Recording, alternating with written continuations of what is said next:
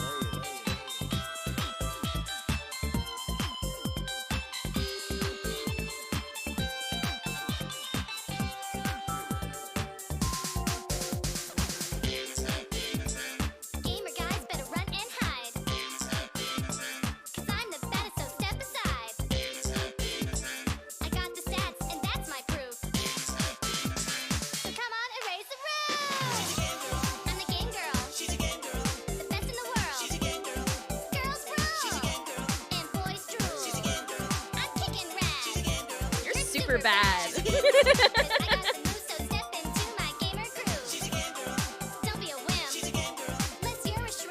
I can't possibly interrupt. I love the song.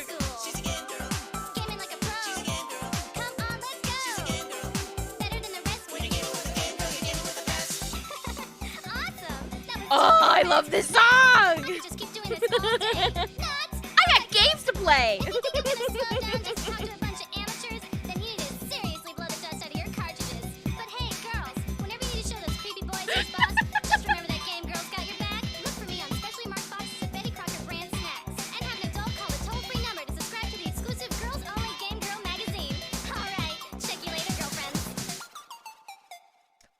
What a good song. What a good song. Oh my goodness. That song is on Beat Saber and it's incredible. I love playing that song on Beat Saber. I have like every Homestuck song that is available on Beat Saber. I have it downloaded. I have it. I can't beat them all yet because a lot of them are very difficult. But let me tell you, it's a lot of fun. Oh no. Okay, I was like, did I mute it forever? No, it's fine. It's so quiet. Why? It's so quiet. Hello? It's gonna be so much louder in the game, though, is the thing. Oh. Welcome to Troll Time! Hello there! Welcome. Thank you for the follow, whoever you are. I don't know why my cute little animation didn't pop up, but, you know what? I think I can figure it out real quick. Hello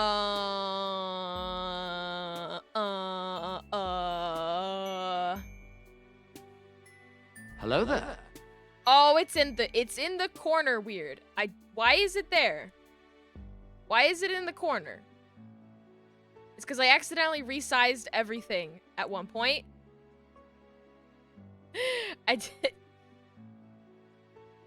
Put it back in the middle, please, ma'am. My funny little follow. Hello there. Why are you down there? Hello there. Why? Come back. Oh, I've grabbed the wrong thing. Incredible. Absolutely incredible. Why can't I move it? What if I just lock everything else? This is from when I accidentally moved everything all at once and it was horrible. Everything broke. Just transform center to screen. Hello there. It's not in the center at all. What is happening? Where is it going? Hi, Saturn. I want to show them the little animation that I worked so hard on, and yet it's broke. Why isn't it go in the middle? Go in the middle. It's shy. Is this one? This one's in the corner. This one's working. Want a Sprite cranberry? That one's working just fine. Why is the follower one shy? Hello there. There she is. Hello there. Why can I only move it when it's like Hello there. hello? When it's active? Please? This is so fun. Am I really a VTuber if the scuff isn't constantly working against me? No, I mean, I feel like compared to some people, I'm like fairly tech savvy. Just the thing's gonna yell hello there at you for Hello there. a second. Hello there. Hello there. Until I can Hello get it in there. the middle of the screen like Hello I there. want it to be. Hello there. Hello there. Hello Where there. where did it Hello go? Okay, well, we'll figure that out another time. What? Why do that? Anyways, thank you for following. Yeah. Well, thank you for popping your head in. You're more than welcome to lurk. Yeah. Cause I am more than happy to talk to myself with these kinds of visual novel style games, and I was very smart this time.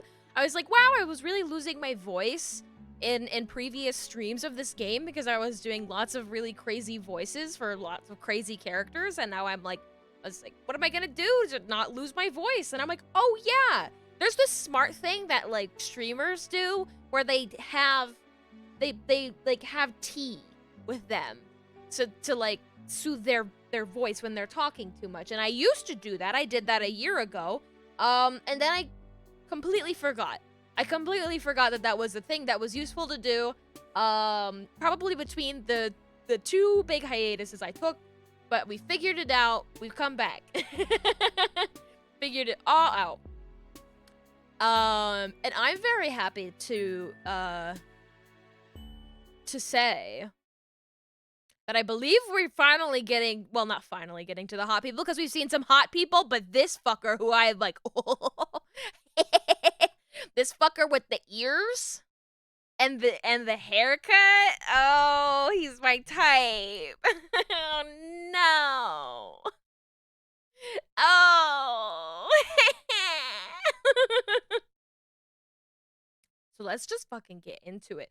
You might notice that I'm a little bit more manic tonight in comparison to how I was last week. I should say that I've been running on kind of a half tank the past couple of weeks, just sort of adjusting to new job and trying to do fun VTuber stuff with like all of the rest of my free time. And I figured out the secret to having a fuck ton of energy is Dunkin' Donuts coffee. I had been having coffee every single morning, but I think the people at Dunkin' put cocaine in their drink. And, like, there has to be cocaine in the Dunkin' iced coffee because I am like, whoa! Like, I am wired. And of course, like, I just forget about my drink throughout the day. Like, it takes me an entire day to finish, like, a full, like, I say a full size, to finish a small iced coffee from any place that sells, you know, coffee beverages. It takes me the whole day to finish it. Yes, it's very watery by the end of the day. I live with it.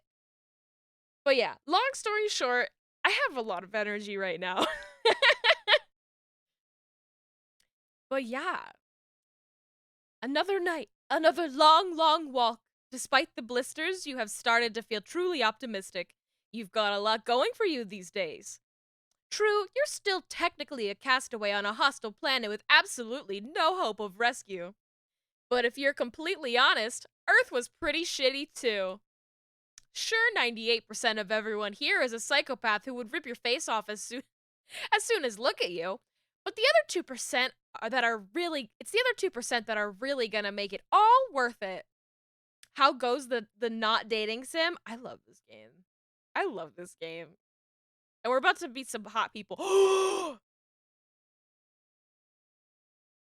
Okay. I didn't know about you before, but now I'm really interested. Linera Scalbi. I like that last name, Scalbi. You can't see it because my big honkers are in the way.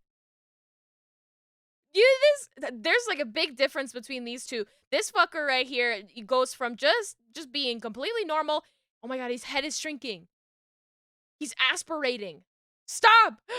Oh my god, he breathes through he breathes through the back of his head. Oh no! Ah! Do you see that? The back of his head, he's breathing.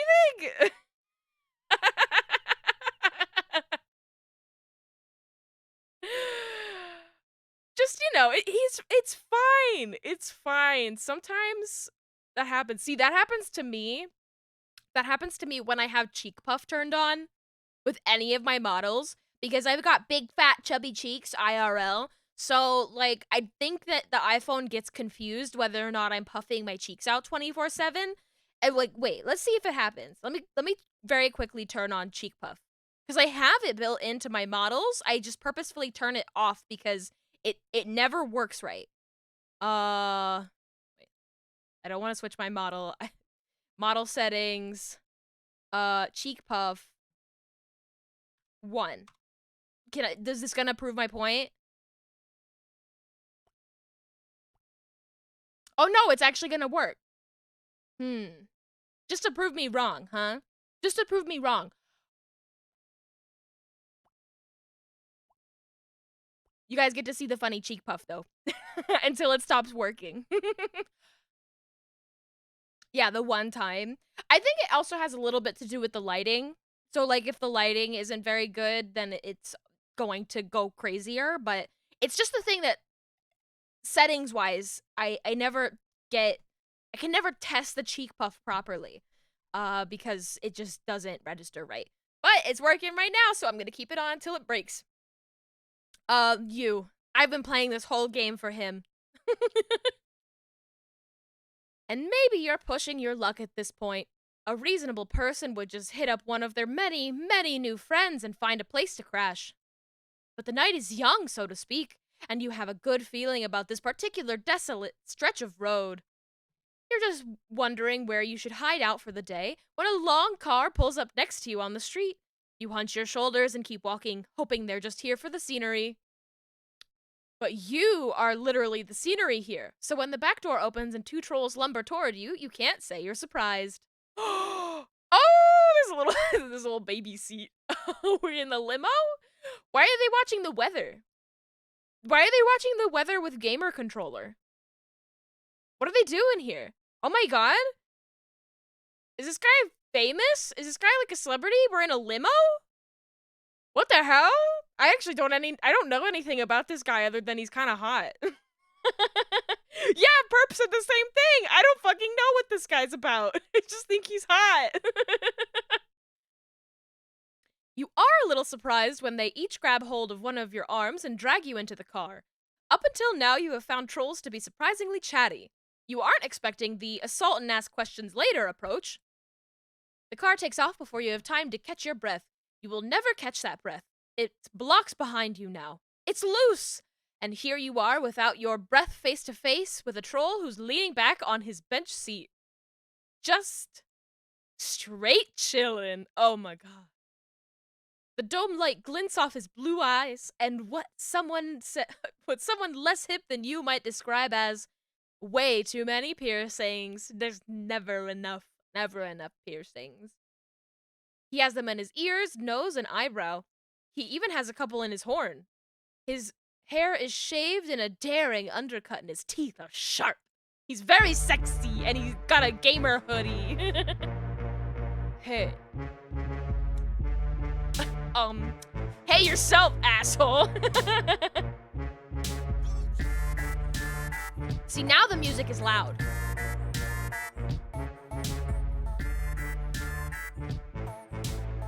Just put the music levels like right back to where they were before. I really want to say, hey yourself, asshole. You know what? It's what I would say. Hey yourself, asshole. Oh, damn. Some of your newfound self-confidence just bubbled out of you like spit up from an infant. This is gonna go bad fast. But instead of immediately murdering you, he looks you up and down, checking you out in all your ragged glory. He smiles, slow and lazy. It does things to your guts. Friendship things. Yeah? What else is he? This music does fucks. I like it. His smile stretches wider, going slightly lopsided from his piercing. He looks like he likes what he sees, even if what he sees is you being a rude bitch. Yeah! I love it! Finally, someone who likes me for who I am! Fair. I did just get my boys to drag you off the street. I get how that equals not a little not chill. Sorry about that. I'm Malik. Malik doesn't look too sorry, but you're distracted by one of his boys, who was looking at you through a familiar pair of eyes hidden behind a fall of dark bangs. Oh, demon! Hot dog! Hot dog, french fries. Come on, baby, tell me your lies. Up, down, side to side. These skeletons are on. Yes, demon. What I do remember, demon. What was the voice? It was like an Elvis Johnny Bravo. Hey, I was wondering if you remembered me. Remember? You doubt you'll ever forget, even with extensive therapy. Oh. Yeah, sorry about the cloak and laser bullshit. Just couldn't let anyone else get their fronds on you first. You know. Wow, he was looking for you? Like, specifically? Just for me? Oh. You shouldn't have.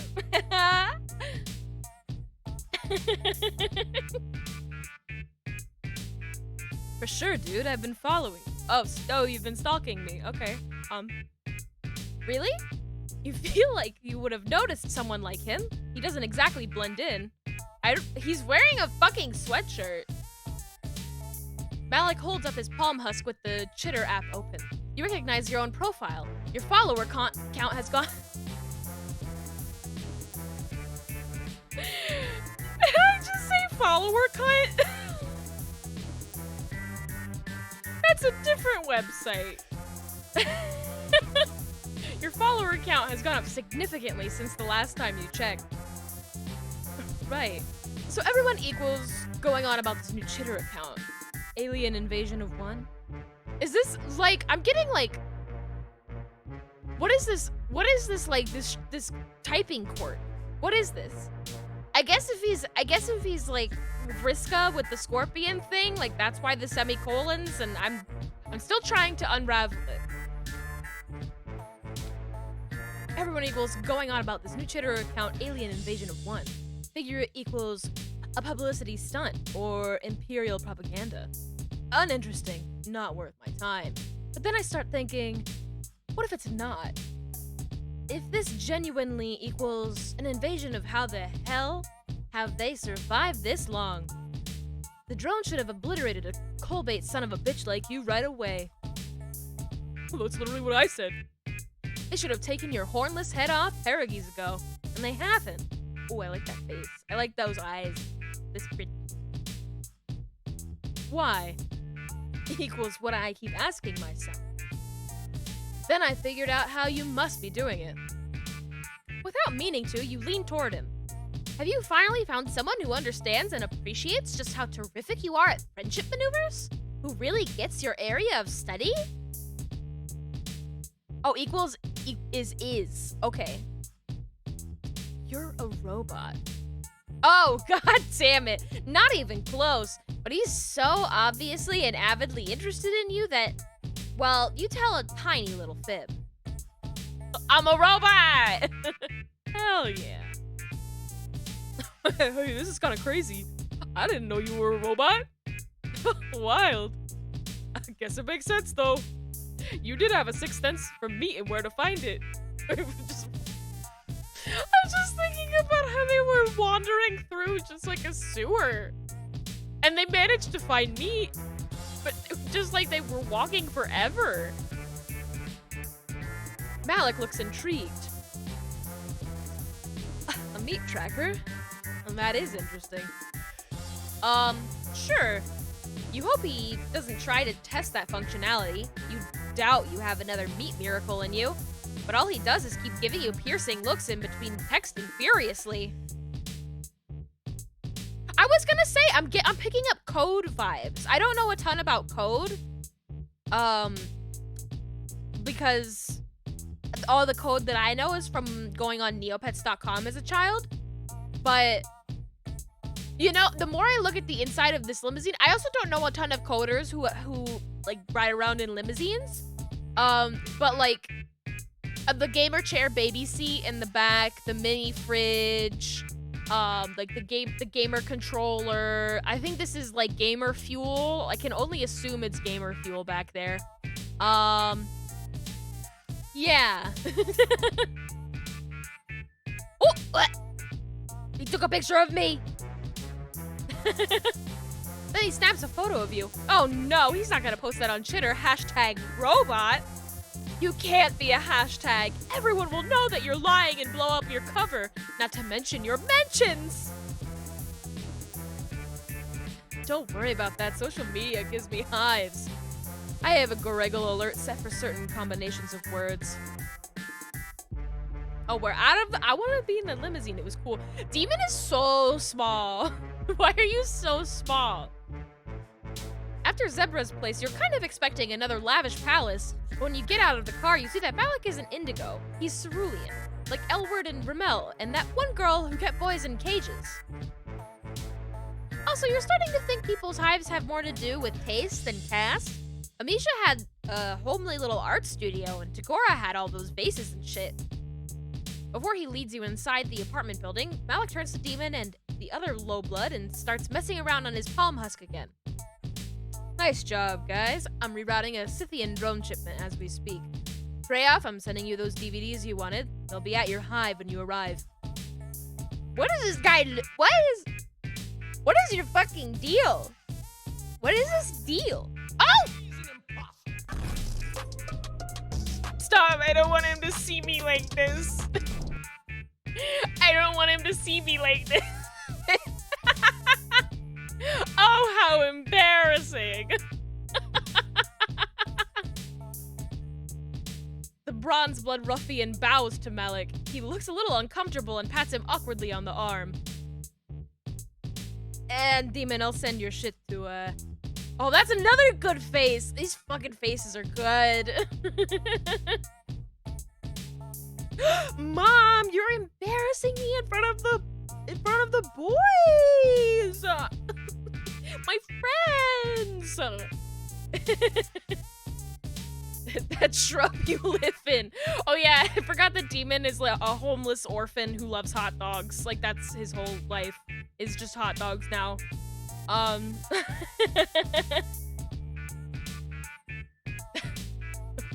Thanks, man. You know, my offer still stands. I got a couple extra coops if you get sick of living rough. Demon shrugs. Thanks, but I can't be tied down. Nice to see you again. Bye-bye! Bye, Demon! I'm glad you're gone because I don't remember the voice I properly did for you before. You and Malik. Oh, God! You live like this? Oh, my God. Bitch! No! Oh, no! r/male living spaces. No! Oh. I'm just like observing all of the details in here. Oh. It's okay, I can fix him. I can fix him. We can fix him, okay? That's what friends are for. That's what I love the fridge. I want a fridge that looks like this, though. I mean, not with the stains on it, but like, you know? I wish I could read this. What does this say? You know? I'm very curious. I want to know if they're cereal boxes. I mean, they're not books. You know what, Meat? You're so right. You're so right, Meat. You and Malik ride the elevator all the way to the top of the hive stem, and he leads you into a surprisingly tasteful loft apartment. Tasteful is not the word that I would choose to use here. I can fix him. I can make him worse. Yeah, well, I can get him pregnant. Ever think of that?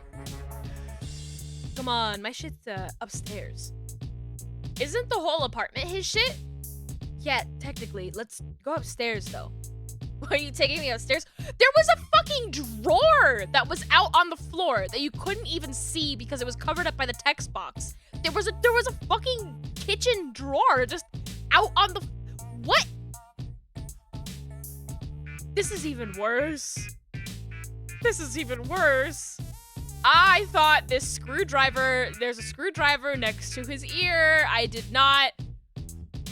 There's another one. Okay, I guess that is another screwdriver, but probably for troll skateboards. I didn't think that they looked like...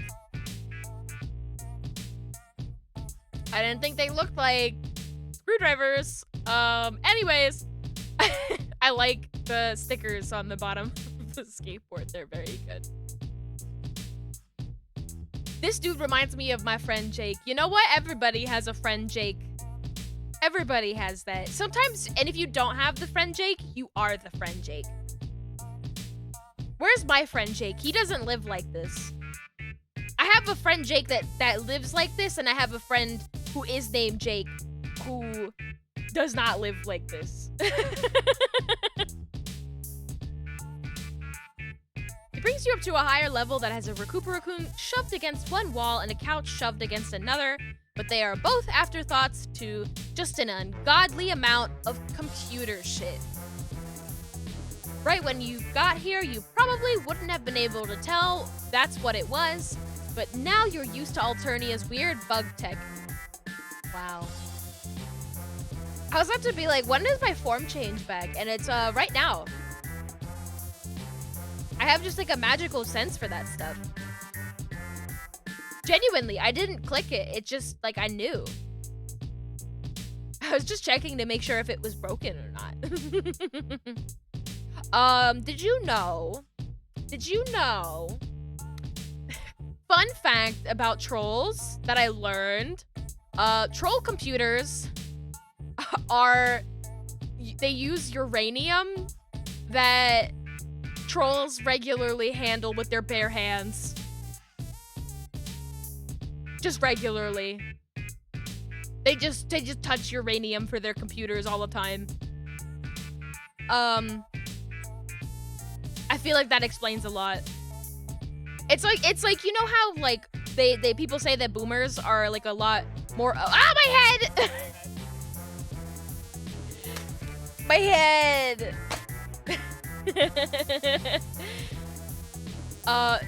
They say that a lot of boomers are aggressive because they grew up with lead in their gasoline, and that like they had to fight to make unleaded gasoline, and that lead makes people really, really aggressive. That's how I feel about trolls with uranium in their computers. Anyway. Squishy and organic and almost certainly alive, at least in the way that plants are alive.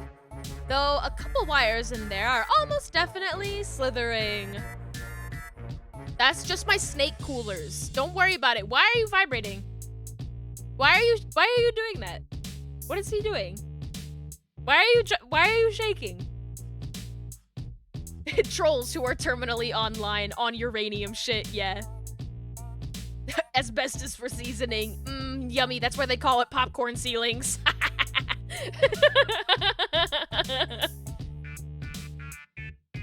Why is he bouncing like that? What is happening? Malik sits down in front of one of his screens and wakes it with a single swipe of his claws. He gestures you lazily into one of several office chairs. It squeaks as you sit down and sinks a little under your weight. Oh, he's got boxers on the... I saw those boxers on the fucking floor. You can't fucking hide them from me. Why is the text? It's going out of the box. He proceeds to ignore you as he slides a little pair of thin-framed glasses onto his nose, typing a list of commands into a text box. Then he pushes himself across to another screen with an alert flashing in one corner. You know what this is all adding up to. He's an IT guy. We got an IT guy. Let me tell you, my last couple of weeks, I've been dealing with a lot of IT guys. I've been given the worst equipment in the world to work with. The absolute worst equipment in the world. A pair of headphones that I could, like, break by sneezing on, and just the worst fucking mouse I've ever seen on my life. They gave me a mouse that is like a glorified touchpad. It makes me so mad. This dude is probably a little piss pee pee baby boy. Yeah, but I love him. No, I prefer to be called, shit. Huh? I have this joke I do where someone calls me a hacker and I say, I prefer the term information specialist. But now that is ruined.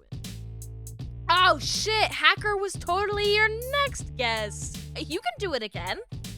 Nah, moment's gone. No worries. Can you read my mind?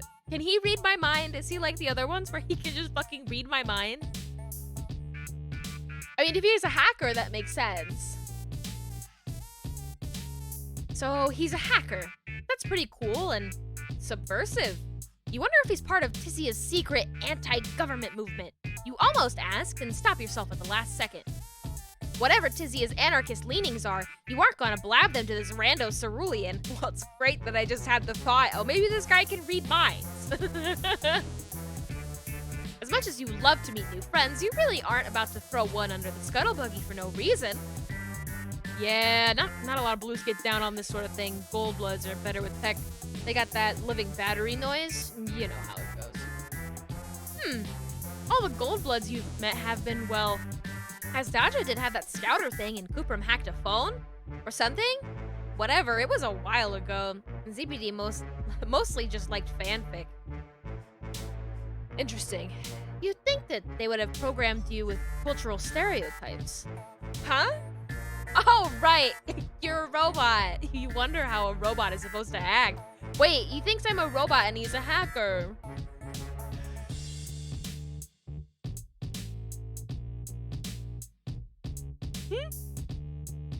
What are you gonna do to me? He's gonna open me up and check out the wires inside. You wonder how a robot is supposed to act. You sit up straighter and think about circuit boards. Malik messes around some more on his computer and frowns. Then he frowns some more. Then he reaches down and picks up one of the thick purple wires from the mess on the ground. He pauses. Apparently he isn't sure where to stick it. I can show you where to stick it!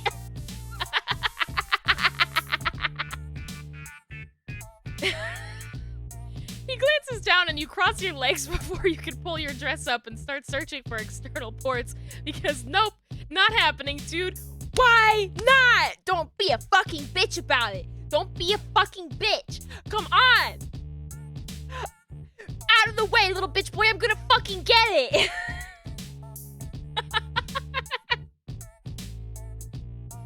You don't have any network connections, so I've got to use an Ethernet? Don't be lame. You aren't trying to be lame. You just don't want things in orifices. Eventually you compromise and let him stick it under your armpit like you were a baby having your temperature taken. You watch him tap away at his screen, marveling at the ludicrous choices you've made in your life that have led you to a troll sticking a wire under your armpit because he can't find your Wi-Fi signal. You sit there as his brow furrows further and his frown gets more pronounced. His annoyance bounces him out of his laid-back, cool guy attitude. A blinking purple light flashes on his piercings. I just realized why this motherfucker is bouncing.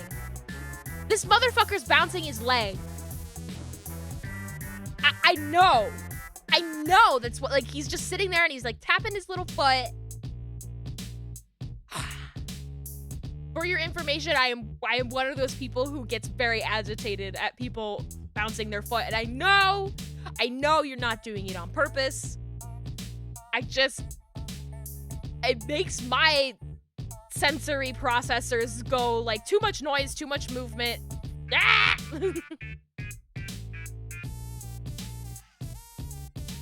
The protagonist is much more of a gentle lady and needs to be wined and dined, for sure, for sure. It's like opposite halves of ADHD brain of the like, I need to tap my foot to focus and I need you to stop fucking tapping your foot so I can focus. Like, but yeah. His annoyance bounces him out of his laid-back, cool guy attitude. A blinking purple light flashes on his piercings. Fuck. Maybe my tech isn't compatible. One of the wires is coming toward you, and for a second you think you finally found a piece of technology that's actually alive. But then you see a little flicker of movement at the end of it and realize it's a white snake with beady, intelligent eyes. Ah, a Lucis. Don't be scared, he won't hurt you. He's just checking everything out. Of course not. Why would you be afraid of a giant snake winding up your legs? Everybody's really about your legs. You need to get a pair of pants. I'll pet your snake. Uh, is the snake checking you for artificial parts? Are snakes particularly sensitive to technology? Is it because they're long? Weird. This is a radical situation. I have no idea what to make of you, dude. Ugh, you feel like such a dickhead. Can you really continue to live this lie?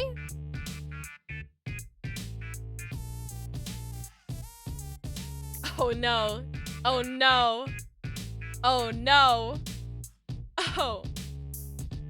Oh, do I keep living the lie? I'm not a robot. I can't lie. You're too handsome to lie to. You brace yourself. And your experience dealing with the fallout of your deceptions is never pleasant. You expect him to throw you out, or at least get a snake to the face. Instead, Malik just sags back into his desk chair, which settles with a depressed little squeal. He takes his glasses off and drops them into his desk, palming at his eyes. Why are you crying? Why are you crying? I didn't mean to make you cry. No! It strikes you how exhausted he looks. You thought the dark smudges were eyeliner, but they might be eyeliner and despair. You wonder if now is the time to start apologizing. You're really good at apologies. It's chill. I was the one who grabbed you off the street. You're probably scared of what I'd do to you if you weren't what I hope you were. Well, more like you are worried about the friend opportunity that would swirl down the drain, but yeah, okay. You were also a little scared. You still are. It's a total body-encompassing ambient fear that's always buzzing in the background of everything you do on Alternia. So subliminal that sometimes you wonder if it's the total opposite. The complete absence of fear. That is deep, man. We about to baby girl him so bad. My fucking Blorbo. my poor little meow meow. In retrospect, it is pretty fucking stupid to assume a robot is gonna solve my problems. Very true. And your limited experiences, mo robots, mo problems. RoboCop. I watched RoboCop the other day. It was really good. That's my whole story. I'm tucking him into my purse and feeding him granola bars. Oh, little treats, little treats. Yeah, it's just something new, you know? Something I haven't tried yet. What is it exactly that he's trying so hard to do? He seems to be pretty well off, but with the hacking, drones, and shit like that? Malik laughs. Yeah, hacking drones. That is all just bullshit. His Lucis curls around his ankle affectionately. He gives him a little nudge. Aww, aww. His palm husk rings and he pulls it out of his pocket and just looks at it for a couple seconds. I can't deal with this right now, come on. He heads down to the lower floor, waiting at the bottom of the steps to see if you're following. I'm coming, I'm coming, I'm coming. You are, albeit nervously. Oh, I don't want to be down here, actually. You're having a hard time reading, Malik. Maybe it's all the piercings? It gets worse when he calls the elevator and then stands back. After you? Thank you! Oh my god, what a gentleman. Holding the elevator door? Wow. You expect swinging blades to come at you, but they don't. You expect Malik to attack, but he doesn't. Just slumps moodily back against the elevator wall and closes his eyes. His palm husk rings again and his jaw tenses. Elevator. That's a cool little effect. The elevator goes past the lobby, then it goes past the basement. And the sub-basement. Fuck, what's the sub of a sub-basement? Dude, what? Dude, what? The sub-basement is just a square dungeon-like space. Damp trickling down the walls. Your stomach crumples and your heart bounces up into your throat. Is this the torture chamber? Show me your torture chamber, babe! Oh no, is this Malik's cerulean murder dungeon? A phantom pain presses against your ribs and arm. We walk in, but Malik just leads you through a gap in the wall that you initially took for a shadow. It opens into a tunnel with rough stone walls and a dirt-covered floor. It's clearly man-made, or troll-made. The air grows damper and the sound of rushing water gets closer and closer. What does that say? Move your fucking head. I guess I couldn't read it because it's an alien language. What is that back there? What is that creature? This is a different person's symbol. Who is that? And there's this one. Is that Chahut? Is that Chahut's symbol? No. Right? No. Yes, it is. No? It's upside down. No, it's not upside down. I can't fucking... No, is it? It's upside down. It's like shrugging. And the other one is not shrugging. I had to Google it. It's Sebastian Stardew Valley. Oh my god. Sebastian always made me sad because when you marry him, he goes back to being a sad alcoholic. And so I'm like, I can't marry this man. I have to make him happy and then like let him live his life. You emerge from the tunnel and find yourself on the bank of a wide underground river. Malik sits down on the edge of the overlook. Sit down. Sorry, this is not as comfortable as the loft. Oh man, Malik brought you to a special place. I don't know if I'd call it special, but it is a place I come a lot. You come here? You sit down next to him. You get how this could be pretty zen, just watching the dark water flow by. The walls glow with an eerie bioluminescence, digging craters underneath Malik's tired eyes. Oh, he did the thing with his head breathing again. Also, he pulls his phone out and shows you the screen. No husk signal. This is the only place I can really unplug. Kind of relaxing, you know? Oh yeah, you imagine the demands of being an information specialist could really put a dent in your chill. Yeah. You sit there with a rock digging into your ass and allow yourself to appreciate just how deep this gesture of trust really is. Even after you lied to him, he still wants to tell you his life story. Fuck, you love life stories. I do. You ask him exactly what he wants with your not-existent robot laurels. He said something about reprogramming drones, didn't he? Could he be part of the resistance? What? Oh, you mean all that low-blood right stuff? Oh, nah.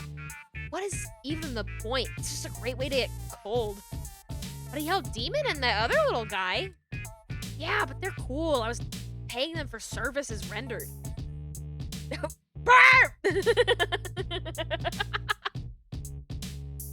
Roughing me up. You didn't have to get them to rough me up. He nudges you with his elbow. So far, all I've been able to do is reroute delivery drones. Just some weak sauce shit like that. That is a pretty pathetic way to fuck up the system. You aren't sure what you get what he's about. Why care about fucking up the system if you don't want revolution? Ponyo loves revolution. I guess I wouldn't mind revolution. Alternia's alright. Well, for me it is alright, not for everybody. I'm not so fucking myopic to think I don't have it better than a lot of trolls, and I'm not one of those bulge biters who wank off about sanctity of the blood. Now low bloods deserve what they get. They don't. It blows. I don't blame them for feeling bad or whatever. I just gotta worry about myself. That's all I got energy for. Well, he does seem to be doing pretty okay. Like, he has that sweet pad. Right, yeah, for half a sweep, maybe. Then it's all gone. Everything I worked for. I'm up in motherfucking space. Right, the space war. Sounds like a huge drag. Yeah, dude. Tosses a rock into the dark water below. But that is the plan, right? If I own the drones, I own the whole system. I own the heiress. I'll be playing my game with my rules. His eyes glint in the semi-darkness, and so does the little hint of fang when he smiles. His piercings light up like tiny points of fire. You tell him that sure sounds like revolution talk to you, and also possibly villain talk. He grins like you're flattering him. Right, But I'm sweeps away from that, and other hackers won't. I mean, I work alone. I'm not a fucking psionic. I can't use Mind Honey.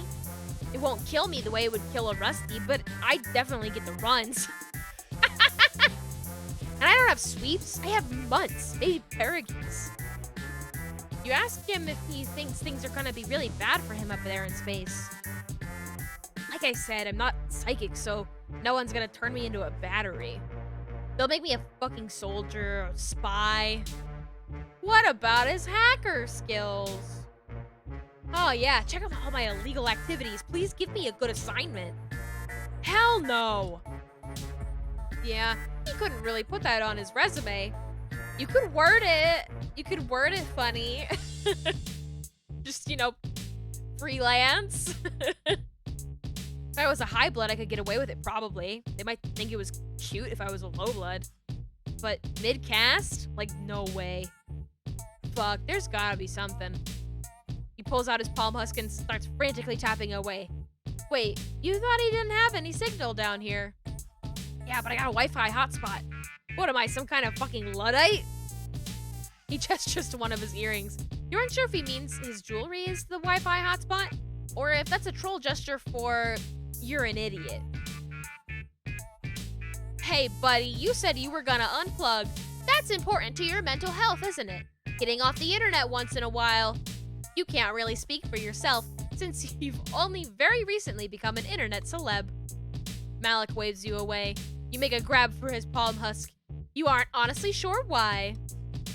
Also, I just saw Small Me. I think you're this guy is a fucking power bottom. Absolutely. And a depressed bitches. Maybe you're trying to be flirty or playful or some shit. Because everybody knows there's nothing more flirty and playful than stealing people's stuff. Bitches love that. I know. You manage to snatch it away, but your floppy fingers fumble and you lose your grip. Malik's phone sails over the edge of the bank and into the dark waters below. That splash is the sound of your doom. Malik stares at the water, then he stares at you. His mouth moves soundlessly. You threw my tech in the water. I guess you're gonna have to jump in and get it. And like, take your shirt off. I just, you know, I'm like twirling my hair. I was saying, you just have to go jump in the water. Malik puts his hand on your shoulder. Somehow, against all impossible odds, he's still gonna be chill. Wow, what a guy. Oh! You hit the water before you know what's happening. It isn't freezing, but it sure as hell isn't balmy either. The current grabs you and tugs you under. I'm swimming! Your knees and elbows scrape rocks and your dress tangles around your legs and makes it hard to kick back towards the surface. The water is so dark and you don't even know where the surface is. Ah! Help! Help, I'm drowning! Just when you're making peace with the fact that your grave is going to be a watery one, something grabs you from behind and hauls you upward. You gasp down air, choking in more water than anything else. Two strong hands push you up onto the bank, then begin smacking you on the back. You don't think it'll help you cough up any water, but you do think it's gonna bruise.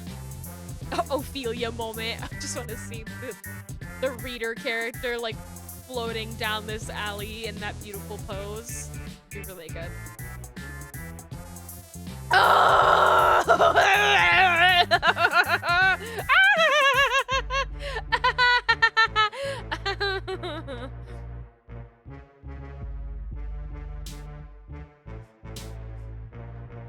I have too much water in my thing to properly make funny water noise, but not the nipple piercings. Not the nipple piercings. They don't even have nipples. Oh, my bad, dude. That was reflex. You threw my shit in the water, so I threw yours. My whole me? You threw my whole my whole shit? Are you okay? You hack up one more gasp of water and give Malik a thumbs up. He's as wet as you are. Hair slicked back off his forehead. makes his eyes look huge and impossibly blue. This is very romantic. This is so romantic. What is this? I thought we were making friends here. He jumped in to save your clumsy ass. He also tried to kill me. It's very sexy. His shirt is gone. And hey, now you know the location of 2 more of his piercings. You apologize for grabbing his phone. In retrospect, you should have not tried to be cute at the edge of a river. Yeah, you don't have to try.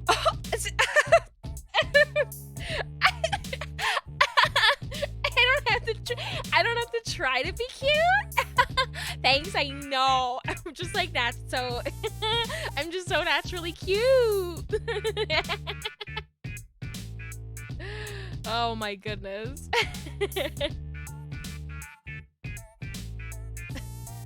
We can fuck our friends if they're sexy and almost grown. When the fucking game says that they are older and that their eyes are actually a certain color, that's when it's okay to sexualize your friends. Oh, it's the black, the black nail polish. Yeah, you don't have to try. I mean, fuck. Malik flushes. Ah!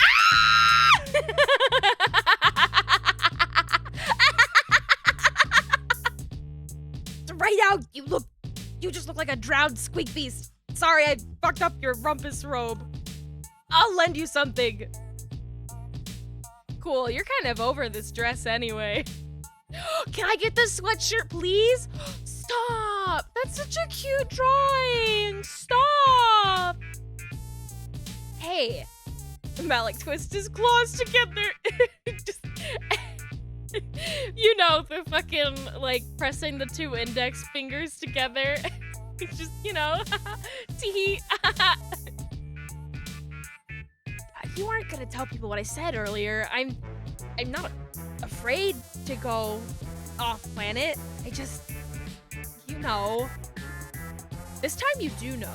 You tell him his secret is safe with him. And if you find any actual robots in your travel, you'll send them his way. Hey, thanks. Here. He helps you to your feet. Damn, it's cold down here. I'll get you something when we get back upstairs. As long as you don't mind wearing my sign. He's gonna let us wear his sign? Oh my god, it's official.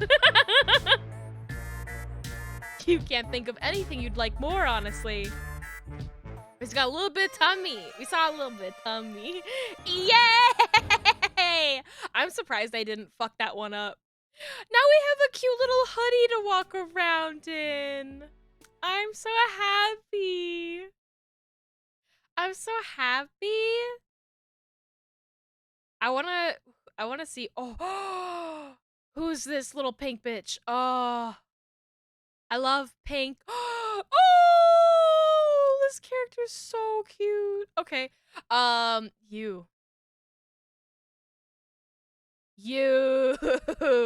Yeah! You've had such good luck making friends lately that you feel almost popular. But at the same time, you feel a strange sense of loneliness that new friendship doesn't seem to penetrate. Maybe being the only one of your species light years away from home is starting to catch up with you. Or maybe you're starting to understand why popular kids in movies sometimes seem so sad. A number of trolls now like you, but do any of them truly know you? What you wouldn't give to hang out with someone you have real history with. Someone with whom you don't have to do the introductory dance of, yes, I'm clearly an alien. No, I don't know what's going on. Someone with whom you could reminisce about old times. Someone you've hung out with more than once. Right now, you're on the outskirts of town, and the rocky outcrops surrounding you are familiar. You're pretty sure that the entrance to the brooding caverns is around here somewhere. Your heart beats a little faster. Rania lives close to here, and talk about history. You two know each other deeply from hanging out once, and then seeing her again in her ex-mate's Hive. Oh, perp, that's so clever. didn't realize that. It's Ada Lovelace. That's a really cute little pun. That's cute. Plus, you have a phone now. You have the power to text first. You get out the phone Cornel gave you. Look at you go, reading an alien language and operating alien technology just fine. Does it make sense that you've learned how to read a new alphabet in weeks without anyone teaching you? Not really, but maybe your struggles with Spanish class in high school were just a fluke, and you've been hiding a secret linguistic genius in you this whole time. Bronya texts you back immediately, giving you directions for how to meet her in the caves. You head down, but before the Jade Blood Hive is in sight, a troll emerges from the shadows. At first you think it's Bronya, but you freeze mid-wave when this troll steps into the light. Bronya doesn't wear glasses, and she's never glared at you like that. It's you. I remember you. You were down here a few weeks ago, bothering Bronya and distracting her when we almost had a Lucis stampede. Ouch. Is that really how Bronya has described your adventures together? I also sat on a fucking baby and then later killed all of the babies in a horrible bloody accident. But that actually didn't happen because I redid it and everything's fine. Maybe it's silly for something that small to hurt your feelings when another recent friend nearly got you killed in Clown Church, but you like to think you and Bronya formed a real connection. She never made you feel like you were bothering her. A real connection? Is that why you think you can just come down here and text her?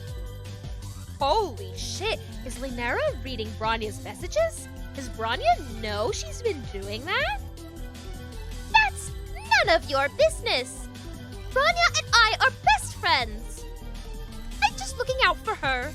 She has a lot of Jade Blood responsibilities and doesn't need anyone shifty coming in to disrupt her. You have to wonder if Bronya would agree with the statement made on her behalf, and you sure would like to see her in person and confirm for yourself. Oh, you'd like that, wouldn't you? Why don't you tell me what is the nature of your relationship? Why should I allow you to hang out with her? As your text message so boldly suggested. Bluffing has saved your ass in some bleak situations before, but you could also go on the offensive here. You're concerned about Bronya's privacy now, and as her friend, maybe you shouldn't just look the other way. I kind of want her to get really fucking mad. What right does Linera have to creep on Bronya's phone? You puff up with all the self-righteousness you can muster. The nature of your relationship with Bronya is between you and Bronya, and you're not doing anything suspicious by wanting to see your friend. In fact, it seems a lot more suspicious that Linera is trying to intercept anyone who messages Bronya. What possible reason could she have to justify that? Well, I never. As I said before, I am Bronya's best friend. I take our relationship, I mean my responsibilities as a friend, very seriously. You press the issue, narrowing your eyes and crossing your arms over your chest. Her responsibilities as a friend, huh? Sounds kind of fishy. Fishy? Are you serious right now? Are you really coming down here to making fish puns like you're some kind of sea dweller? That is so suspicious, sus. Who knows what Bronya decided to show you when you tricked her into trusting you? Not that we have anything to hide, but who knows? If you're at all associated with sea dwellers, then we have a pretty big problem on our hands, don't we? You've heard of sea dwellers by now, but none of your friends have talked about them much. Mostly you've gathered that they dwell in the sea. You don't know why it would be extra bad for you to be one of them, but it's clear you need to backpedal. Before you can try to disown your choice of fish-related phrasing, Linera advances on you. Obviously, I can't let you talk to Bronya now. You are way too suspicious. I think you and I should have a private conversation instead. At least your life is uneventful when you're unconscious.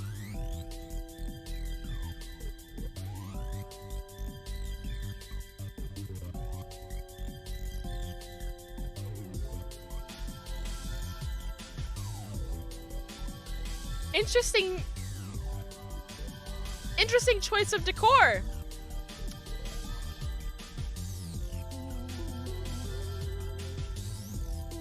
I'm gonna not the marker hanging from the chalkboard. That's the thing I'm gonna point out, is the fact that there's a marker, like a whiteboard marker, hanging from what is very clearly a chalkboard. That's the thing that's weird about this room. Also, I'm gonna try and drink this tea. It might be too hot. We'll find out.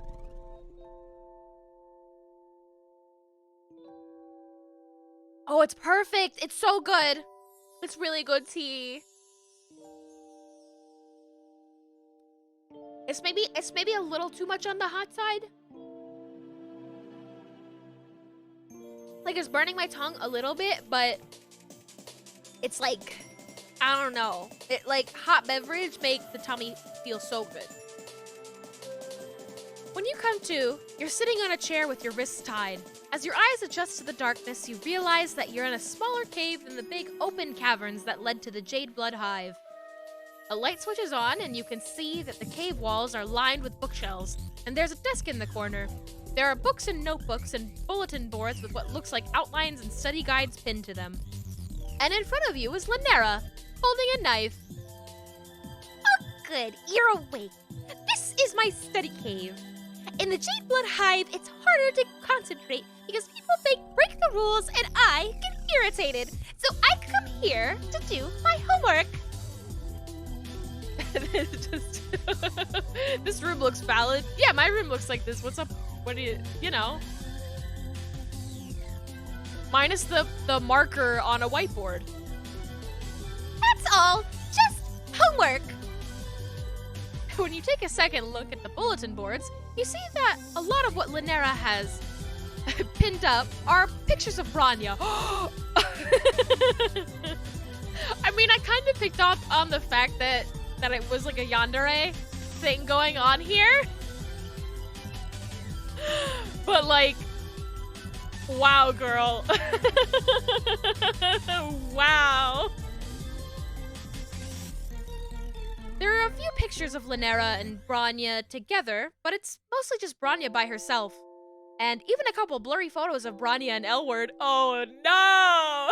What are you looking at? There's nothing to see here. She brandishes the knife in your face. And okay, yeah, sure. Now she and her gigantic knife have your full attention, and you are not looking at her creepy Bronya shrine anymore.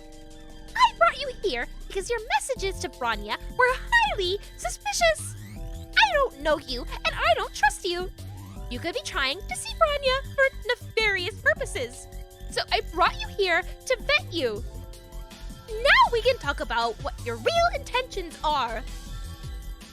Typical first chair violin girl. Me out here telling it like it is. So you're definitely going to die in this cave, held captive by an unhinged Jade Blood who is convinced of your guilt from the moment you dared to text her best friend. That kind of sucks. You tried so hard, and you got so far. But in the end, it didn't even matter! Tried so hard and got so far. In the end, it don't even matter. I lied too much. Oh, come on! Stop playing the victim! I'm gonna play the victim as much as I fucking want. I'm playing the victim as much as I want! If anyone is the victim here, it's me! I try so hard to be there for Bronya as her best friend, but she doesn't even... Lynera stops abruptly. You see her lower lip start to tremble before she turns her face away from you. The sharp tip of the knife pointed at your throat droops a bit. Its dejected swing takes it dangerously close to your navel, and you try to subtly lean backwards in your chair. Lynera interprets the noise of distress that escapes your mouth as a noise of sympathy. It's It's fine, though. It's really fine. Our friendship is great. I wouldn't change anything about it. I love her nails. Girl, where do you get your nails done? They're really cute. It's fine as long as she doesn't have any other friends. Because I'm her best friend. I should be the only one she needs. Lanera's knife is now completely lowered, pointing at the floor. That gives you some hope. She seems to have forgotten about her Sea Dweller suspicions. Maybe if you can keep her talking about Branya, the whole stabbing notion can be taken off the table, and she might even let you go. You rack your brain for all the knowledge of Alternian relationship dynamics that you've managed to compile during your time on this planet. Best friends. They have a special word for that, right? You tell Lanera that you're sure Branya doesn't need anyone else. If she and Branya are Moirails, then Lanera must be very special to her. What? I never said we were Moirails. That's not even the quadrant I want her in. I mean... Never mind that. How dare you make assumptions? Hello, knife point again. Oh, shit. All you meant to say was that you thought her relationship with Branya was probably fine. You figured they must be in a quadrant together because you're a clueless alien. You're bad. I get why you would think that. It's probably so obvious that my feelings for her are very red.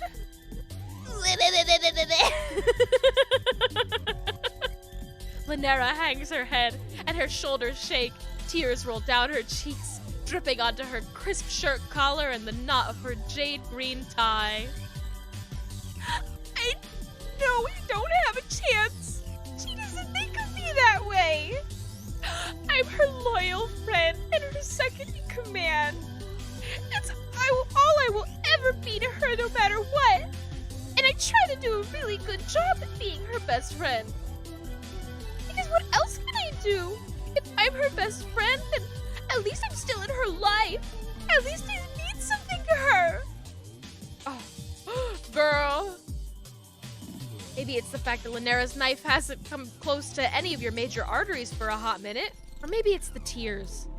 Either way, you feel sympathy encroaching on the monopoly that abject terror had previously maintained in your brain's economy. You've acted as a verbal sounding board or a sympathetic ear for some of your other troll friends while they dealt with crises of various kinds.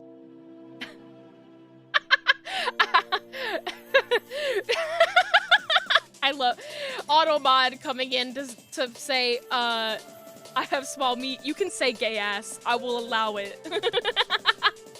Gay ass. Affectionate.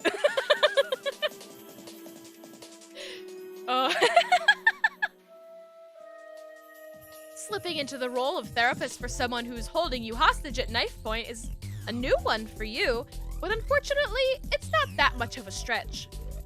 It seems like young trolls on Alternia have to deal with these heavy life issues by themselves, feeling so alone that they're willing to turn to an alien stranger to help them work things out. Then again, maybe life is grim and isolating for human teenagers too, and you just never noticed before. Maybe everyone's too mired in their own shit to look up and realize that the moo beast fecal matter is waist high for everyone around them too. You clear your throat and speak with as much consoling gentleness as you can muster while your head still throbs from where Lanera knocked you out before. It seems like trying to be Branya's best friend isn't making Lanera very happy. Of course it isn't making me happy. I can't keep her from having other friends no matter how hard I try. And she's amazing. So of course everyone wants to be her friend. Including you, apparently. You barely even had a chance to miss that knife before it's waving around again. Yikes. Your friendship with Branya is nothing like your relationship with Lanera. You don't count as any kind of competition. Branya is one of many friends to you, and while you cherish her and support her endeavors, you appreciate the joy and fulfillment that can come from having many different friends instead of depending on a single person to meet all of your emotional needs. Ain't that just the way?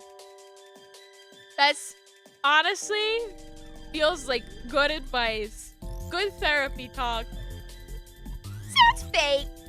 Why would I ever want any friends besides Bronya? She's my whole world! Okay, but it seems like it's painful for Lynera to be relying on Bronya to be her whole world when Bronya isn't doing the same in return. Has Lynera ever talked to Bronya about any of this? This is just like smacking my brain back and forth in like a game of tennis, because I don't think I've ever seen like someone try to like course correct, give therapy to a yandere girl. And it's hilarious. Like,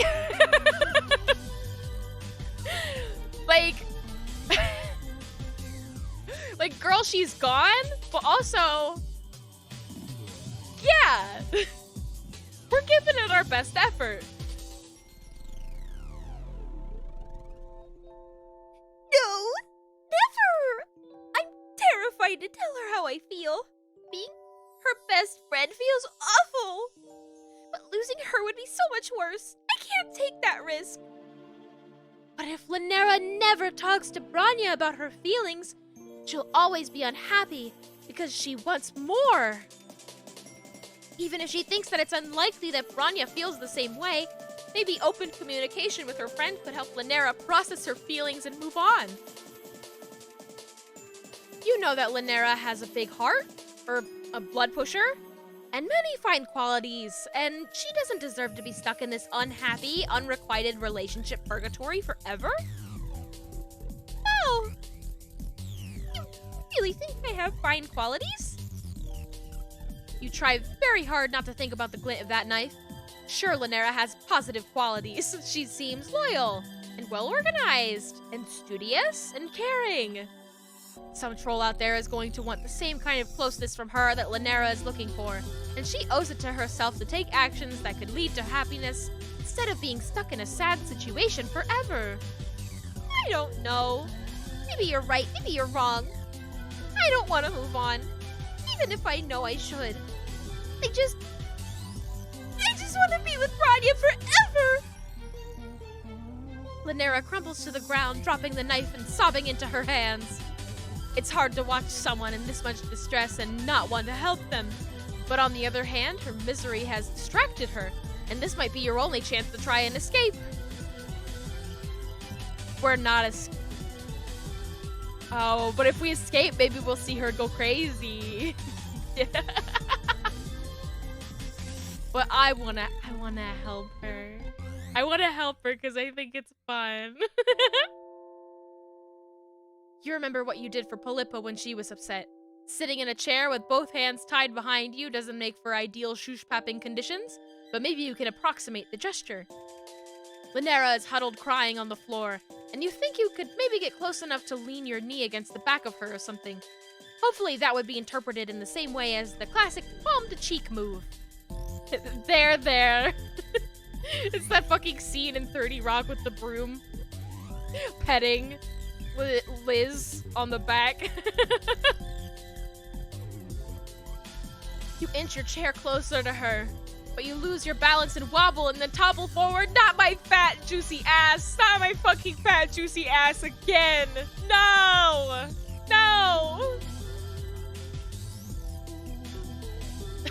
Or is it like sexy? Like, Lynera's discarded knife is right there, sharp edge ready to plunge right into your incoming soft body. But then Lynera moves quickly and grabs your chair and saves your life. Oh shit, that was a close one. You really could have died. She stares at the knife with huge round eyes, clearly shaken up by your near-death experience just now. Considering how often you nearly die these days, you feel more blasé about it.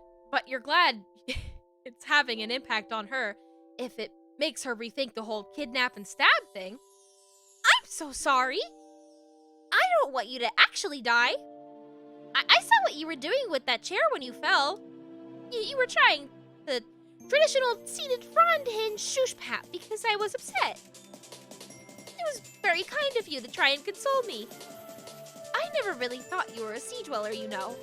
Oh. Maybe what I'm doing is wrong.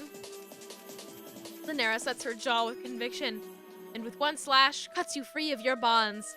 You get to your feet, stumbling a bit because your leg fell asleep. You can't believe you're getting out of this situation without any blood loss. You feel positively elated about this turn of events, but Lanera still looks sad. You're free to go. You must think the worst of me after all of this. No! Oh, no. Definitely not. This is... Ah! Well, you're not going to lie. This wasn't the best start to a friendship you've ever had, but horrifyingly enough, it also wasn't the worst. You feel for Lanera, and you want to show her how a real friend-making aficionado gets out there and meets people. You think making new friends could help her feel less clingy about Branya. Oh, you'd really do that for me? I'm not so sure about New friends. But you do seem to know what you're talking about. You don't know where to go with Lanera to teach her how to make new friends? She's probably a bit too uptight to enjoy the music clubs you've been to, and you don't think that trolls studying in the book hive would take kindly to a lot of loud, friendly conversation.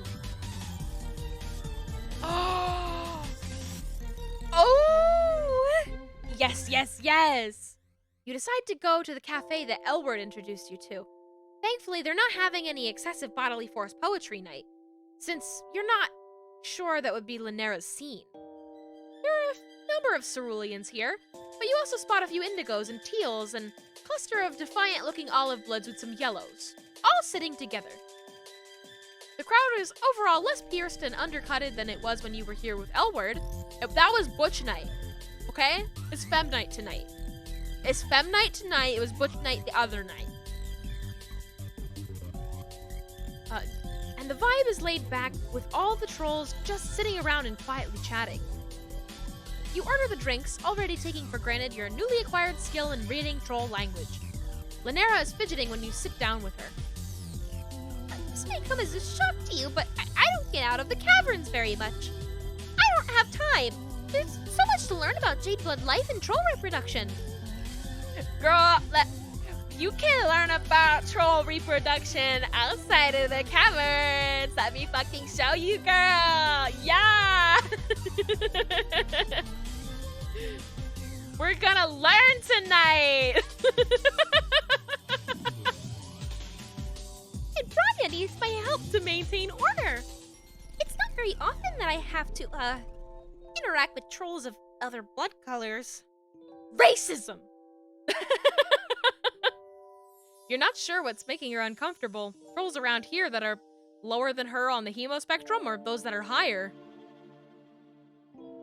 You've worked out by now that Jades are right in the middle, so maybe Lanera identifies with neither the haves or the have-nots. From what you remember, neutrality is a big concept with the Jades.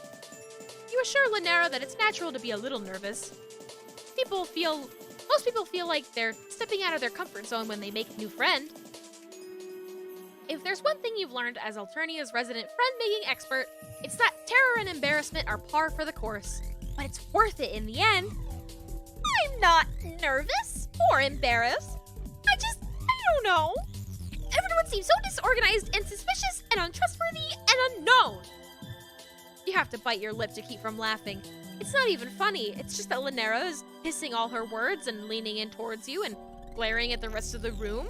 And the overall effect is weirdly endearing. Like someone put a 1950s school uniform on a feral cat. Before you can try again to reassure her, a new troll ambles up to your table. She looks friendly, and that's a friendly amble. She's wearing glasses and carrying a book bag and has a teal symbol on her chest. So she might be a nerd like Lanera. This could be a good new friend match. New friend! Not the name New Friend.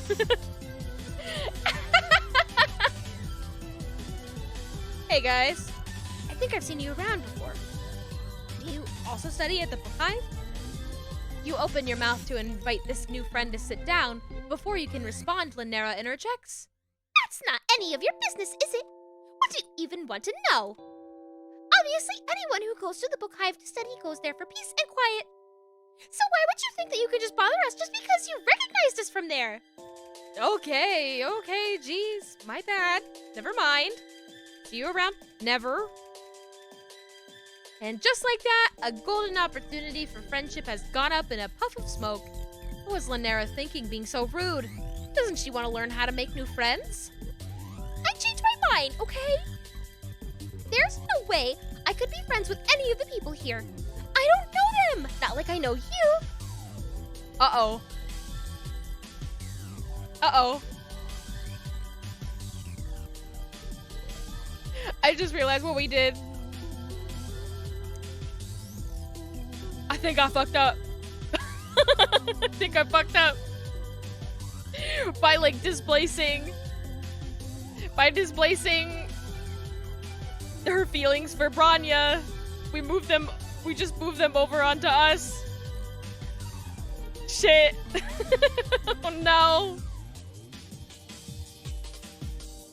Now we're the GF. Fuck. You're surprised to hear that Lanera feels so positive about you when she was ready to stab you an hour ago. She takes your hand in both of her hands, squeezing your fingers tight.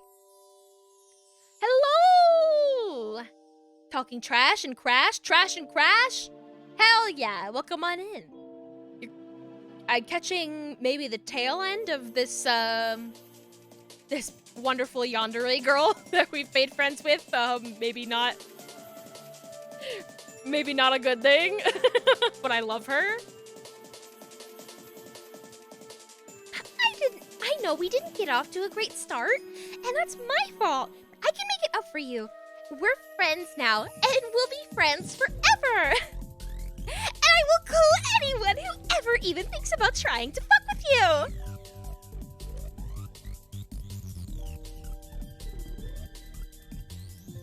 Okay. This is not quite the lesson you had hoped to teach her about making friends, but maybe with her fierce loyalty and possessive streak spread out between you and Branya, Lanera can be a little more low-key about being a friend to you both. I doubt it. I think now she's just as possessive of both of us. I'm gonna kiss her. You know? Yeah, me too. Come here, give me a kiss, Lanera. The determined look in her eyes and the ominous glint of her glasses doesn't scream low-key. But change doesn't always happen overnight. And you believe in second chances. You believe that Lanera will be capable of healthy friendship someday. I thought for sure I was gonna die at some point in there. I thought for sure. I was trying to push her to. The fucking knife on the table. I really like her. Who's next? Who's my next victim?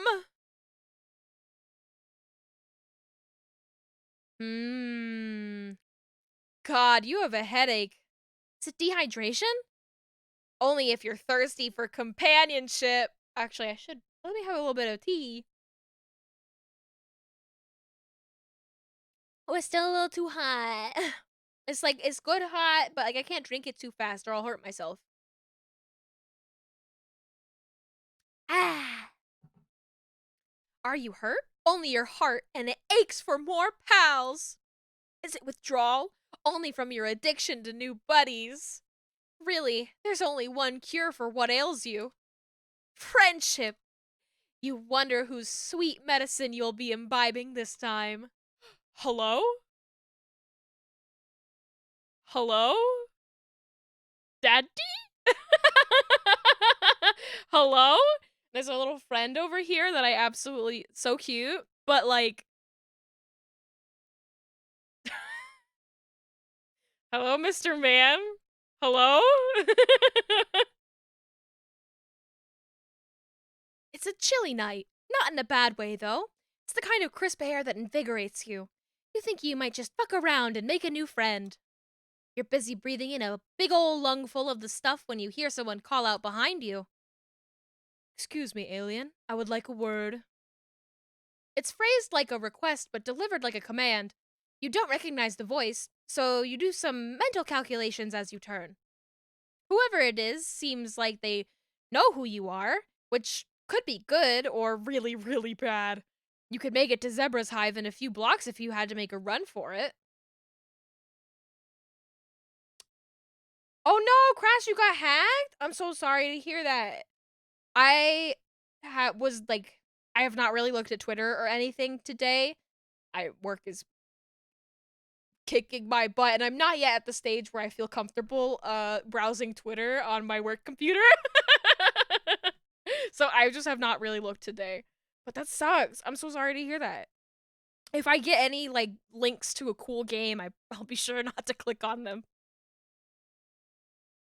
Okay. Yeah. That's not exactly a place you'd like to take sanctuary, though, so you figure the risk of talking to this mystery troll is worth it. By the time you've rotated around to face them, you've got a big friendly grin on. What is happening with the text box doing that? It's a bit of work to keep it there when you see who it is. Tall, sharp suit, well filled out, curly hair, cute little Christmas tree looking horns, and an expression that screams, would pay someone else to bisect you if you call anything about him cute. Oh, I'm gonna call him cute. He's cute. It's a good thing you didn't choose to run, because last time you saw this guy, he was sprinting away from your sparkly self at top speeds. You'd have no chance. He strides toward you now with considerably less fear, but about as much purpose. Playing it friendly, you hold out your hand for him to shake. He takes it immediately, like it's an instinct. Yes, I am Galek Zikizi. You are the alien. Nice to meet you, officially, etc., etc. It is imperative that we speak. As it is a matter of some importance, I hope you take my request seriously and follow me to my hive, where we can talk more openly. It is in your best interest to comply. Where do these go?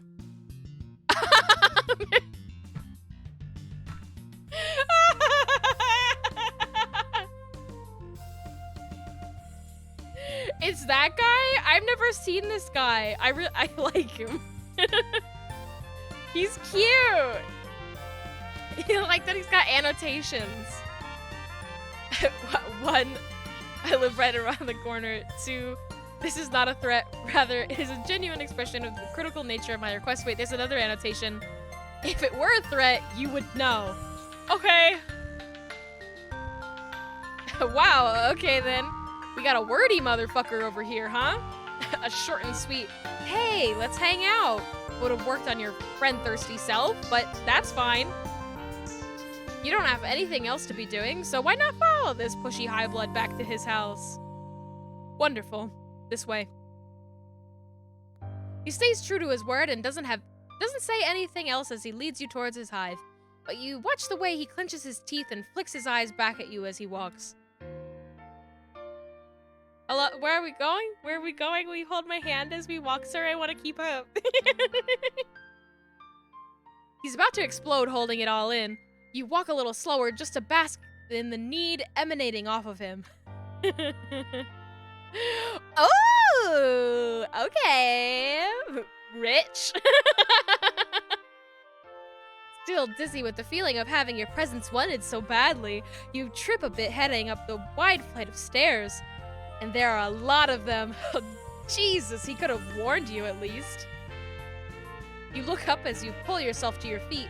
The stairs lead up an old stone building covered with ivy that creeps around some pointy-top windows and up to the tops of turrets.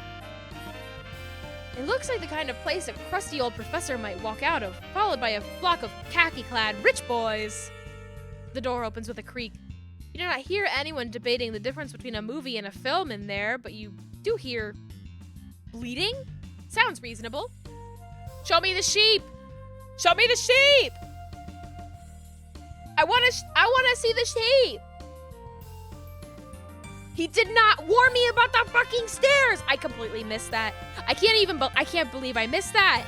You had to warn me about stairs. What? Ungentlemanly, honestly. Not the painting of the same background in the room. That's really funny. These books are fucking huge! Once inside, Galek beckons you through the foyer and into another room. this time unlatching what looks like a very tall metal baby gate to let you both in. That is a baby gate! He checks the latch twice after he shuts it, then gestures to a pair of studded high-back chairs on either side of a fire. Please, take a seat. I'll make us some coffee. You'll not have had any like this before, as the taste is drastically different from the slop you get at a public coffee shop. It's possible your palate is not experienced enough to tell the difference, but I can walk you through the simpler points. Oh boy. Oh yeah, you can mansplain to me anytime. You do take that seat, and you look around while he fucks with an antique espresso machine. He has a desk covered in papers, open books, and a typewriter. And along the walls there are bookshelves leading up to the vaulted ceiling. Everything has an air of purposeful messiness to it, like he pulled some of his cooler titles to leave, laying around for you to see. How flattering. This fucking Edgeworth-ass motherfucker. It's like, I'm getting Edgeworth vibes. You know? Maybe with like a little bit of like regular Phoenix Wright thrown in there, but like mostly Edgeworth. This dude looks like a homophobic gay dad. Meat has all the call-outs tonight. You mentioned that this must be one of those personal jerk-off book hives Tizius was talking about. Excuse me? Oh, never mind. You clear your throat and ask him what he wanted to talk about. He hands you a cup and sits down in the other chair. Of course, I just wanted to clear up a misunderstanding between us. Annotation. Specifically, you misunderstanding me. Oh, shit. No, go back. Oh, no. Oh, no, I can't go back. You may be under the false impression that I am uninformed re the attributes of rainbow drinkers. You may even think that you successfully fooled me into thinking you were one yourself when we first met. I just had not previously encountered one in real life, nor had I ever seen an alien for that matter. Furthermore, when I saw you before, you were in the company of one Tagora. Oh wow, I see this now. I have spent considerable time in the interim researching you, of course, which is why I was able to track you down so easily. Rainbow fucker extraordinaire. He wishes. I don't even know the full context of the shit that he said, but it's still funny. He looks at you expectantly. Oh, you guess it's your turn to say something. LMAO, I don't give a shit, my dude. Now let's see if I can read that whole, oh, no, it's like, it's all fucking broken. When he saw you before, you were in the company of one Tagora Gorjek. I was making the most reasonable assumption possible given the information I had available. It makes complete sense if you think about it. Oh, so he thought Tagora was a rainbow fucker. But he wishes. He fucking broke the text box. You laugh and then you realize he's 100% serious. He really cares that much about what you think of him. It reminds you a bit of you a few months ago. Or, you know, a few days ago. Still, you know what it's like. You try to tread the line between humoring him and easing him out of having to care that fucking much. You tell him you'd like him even if he was a complete rube, a total rainbow-drinking lore idiot. If his incompetence knew no bounds. I get it. Oh, heck. If the barely contained panic in his eyes is any indication, he isn't at all placated by that. You cut off that line of friend finagling and try something you hope is a little more his speed. It must be cool to have a primary source sitting in it. Sitting in his own jerk-off book hive, though, right?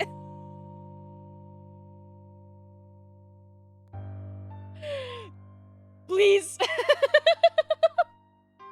He exhales, gathering himself a little. I'm not sure why you keep calling it that, but I do admit I am interested in the chance to learn more about you. I'm not sure why you keep calling it that. Stop immediately. His fingers twitch. You hope he doesn't mean in the, like, creepy dissection kind of way. You are free to leave, right? You glance anxiously at the locked baby gate. What? Of course you can leave. Just because I am a high blood doesn't mean I'm a fucking sadist. Oh my god, I did it again! I just want to read the annotations, please? Please? I'm coming back. Please, I want to know what he was... God, no! I want to read it! Just because I'm a high blood does not mean I'm a fucking sadist. My interest in you is purely academic and friendly. Furthermore, that gate is not for you. I want to know who it is for! You definitely worry about it, but not in the present actionable way. Just in the sort of under-the-surface self-preservation way you've worried about, you know, everything that's tried to end your run here on Alternia so far. Plus, he offered you friendship. You'll reach out your heart into that monkey trap any day. Hell yeah, then. You throw your arms out, toss your head, and tell him you're all ready to be studied and subsequently friended.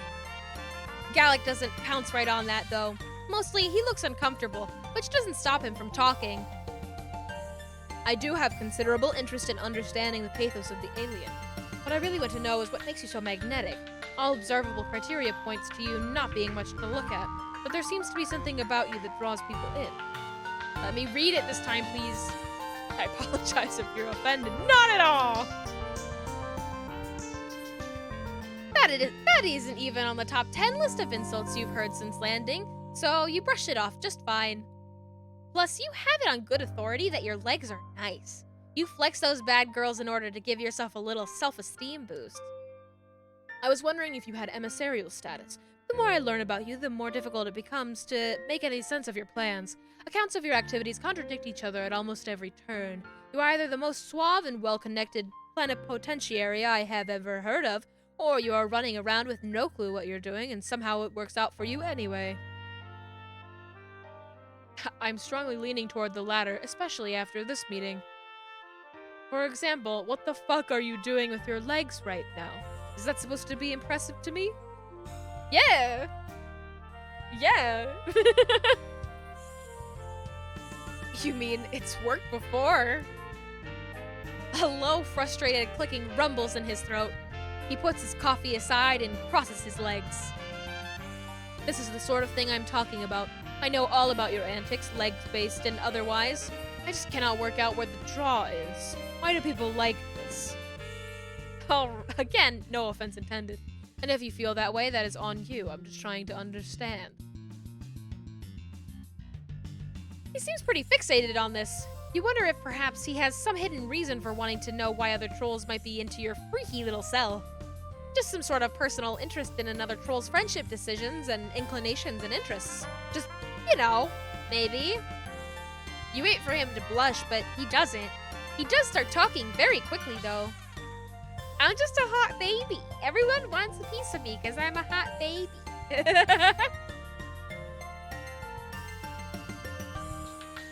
First of all, I do not know what you mean by that. I do not base my self-worth on anything so external. Hypothetically, if I did happen to be invested in what someone else thought of me, I would not tell you about it. You would probably just tell him anyway. By him, I mean any hypothetical mutual acquaintance. Uh-huh, sure, buddy. Furthermore, just because I am not a freak does not mean I do not have any desirable traits. Oh, it's a goat! Like me! Ah! You think he'd probably keep going forever, now that he's started letting it all out, but there's a sound behind you that shuts him the fuck up. You both turn to see his Lucis, a big scruffy goat gently headbutting the baby gate. It looks extremely friendable. Feed the beast! As much fun as it is to get monologued at, you opt for a change in pace and ask Gallic if this goat is a good boy. You call breaking into my book hive and eating important chapters of my manuscript good, then yes. It's in the pre-novel phase, if you are wondering. It's more of an experimental word rumpus. He's the best. To be fair, raising and providing for me also makes his presence in my life a net positive. He sighs when he says it, a mix of frustrated and fond. You pull an apple-adjacent fruit from your hoodie pouch. You never know when you might have to spend the day hiding in an alley, so pocket snacks that don't make you puke are extremely useful. You offer it to the Lucius and he uses his teeth and tongue to pull it to him through the hole in the gate. Nice. I love feeding little goat snacks through the gate at the petting zoo. I want to go to a petting zoo and feed the goats little treats through the fence. You don't have to have a crisis about whether or not you should let him in the room, because once he's swallowed his snack, he trots back down the hallway. You mosey over toward Gallic, plop down in the chair, and let him know you're ready to get this fact exchange party started.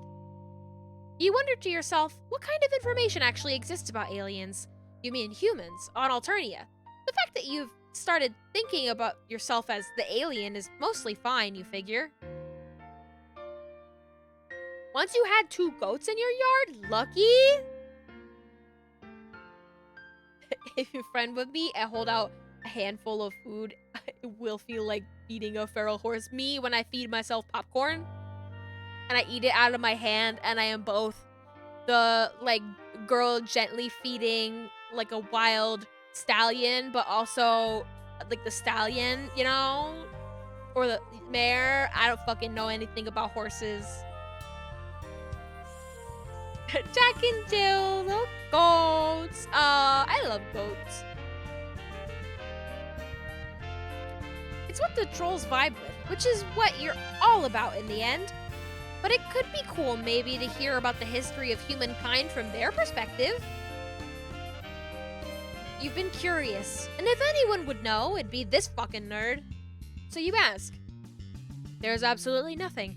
I read all kinds of reports on other alien races, of course. I could pull those for you if you would like. Yes, please. I would like to see. If what you are after are the bloody accounts of the destruction of entire species or painstakingly detailed logbooks of resources taken from various planetary systems by our forces, the economics involved would probably go over your nug bone. My nug bone? As for your species, I can confidently say there is no recorded history of your kind on Alternia. If it existed, I would know about it. Oh! Wow! So you're the first of your kind to visit, huh? You flex again and brag that maybe the secret to why everyone is so hot for your friendship. But even Gallic can tell you're not really feeling it.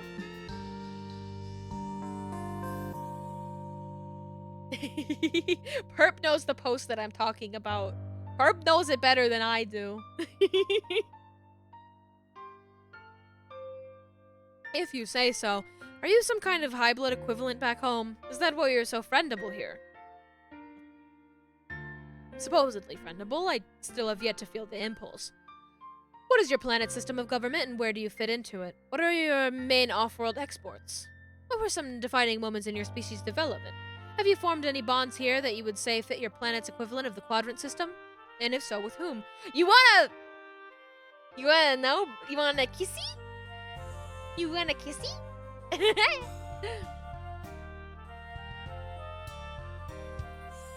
You're not ready to take the space SAT.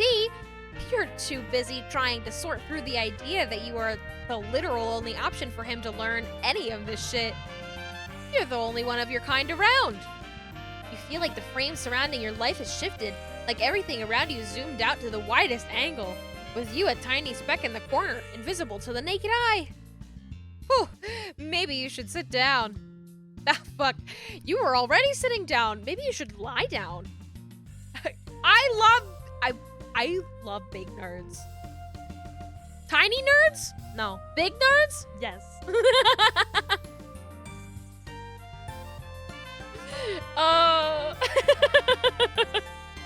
I'm like cringing at myself.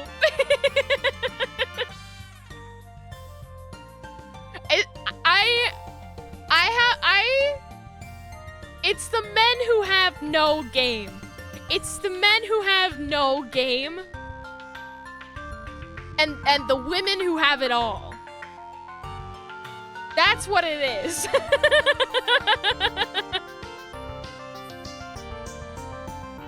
You crawl onto the floor, which Gallic probably won't like, but you're too busy having an existential crisis to care. God damn it, that's a lie too. You definitely still care what he thinks of you. Men with no swag! Yes, perp! Yes! This man has no fucking swag. None at all. I wear the swag in this relationship.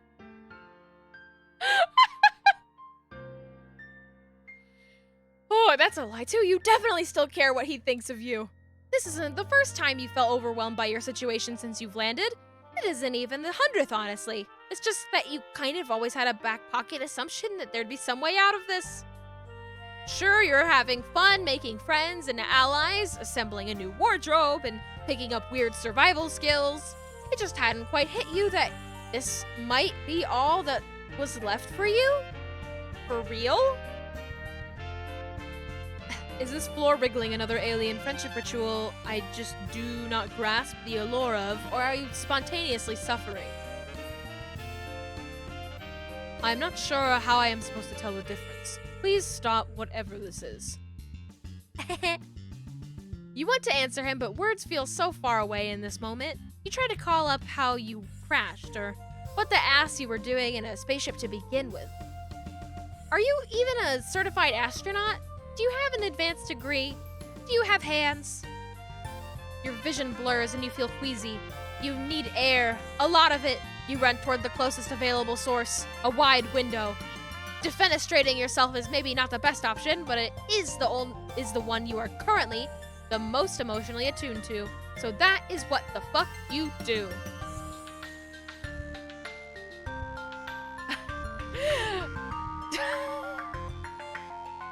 I love this affectionate message that Meat has left here. You would love my friend. I told him that he is so swaggerless that he could island hop the Philippines like Douglas MacArthur and still end up with no bitches on his dick. Wow. You gotta stop murdering people. Meat.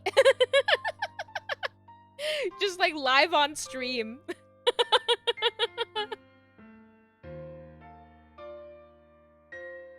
Oh.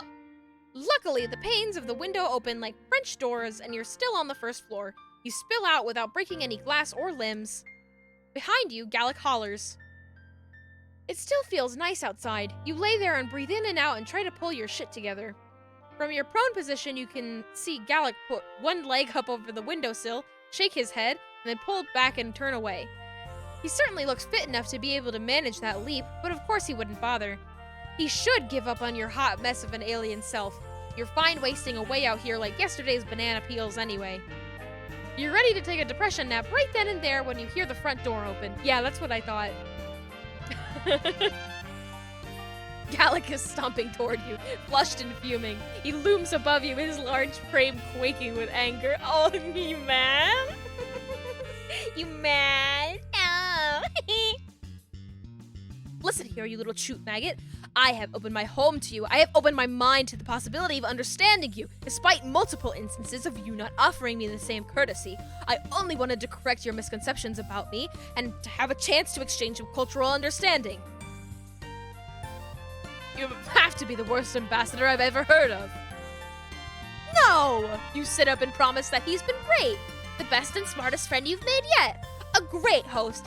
Excellent, even. It's not his fault you're not clicking like you do with other people. If that were true, why would you spend the entire visit acting like a fresh-hatched idiot? At this point, I have to conclude that you are mocking me and my genuine interest in you. There is no other explanation for your behavior. Do not begin to insult me by claiming otherwise. You try to explain that you were just in your feelings, but he stops humoring you. He turns on his heel and stomps back inside. Oh, no! You want to hope that he'll come back. The drive to understand outweighing the drive to be done with your sorry ass. But you know he won't. You drag yourself to your feet and start the slow, lonely walk to somewhere, anywhere else.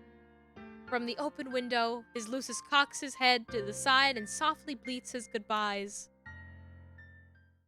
No! This is so sad. This is so sad, not the goat looking at me. Not the goat judging me. I'll try again. I'll try again. I'll make him less mad this time. Make fun of him and his lack of swag less.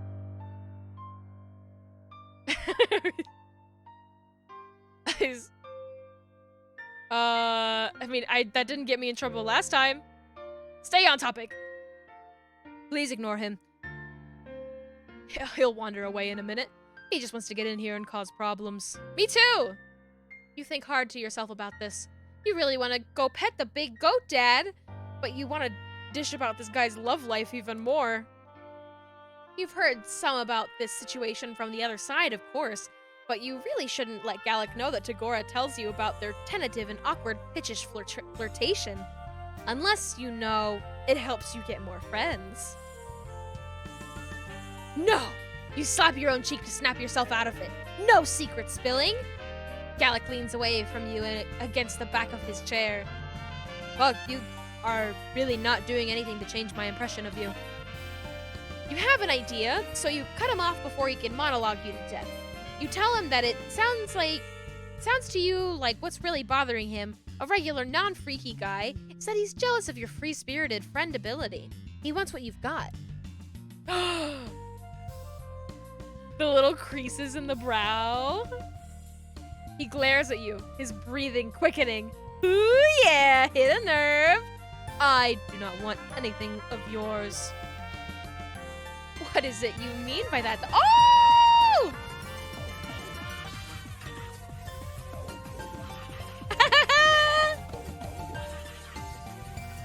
Oh my god! Raiders, welcome on in! Hello, how are you doing? I hope you're all having a wonderful, wonderful night. I have to show you, look, look, look. I've got my ending set up with the beautiful art that E made for me.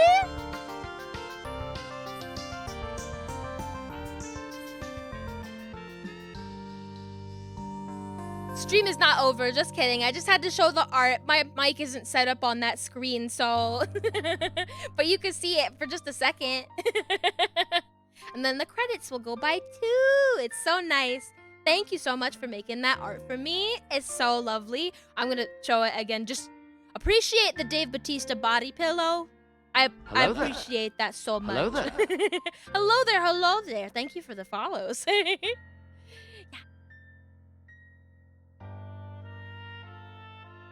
Dave and me.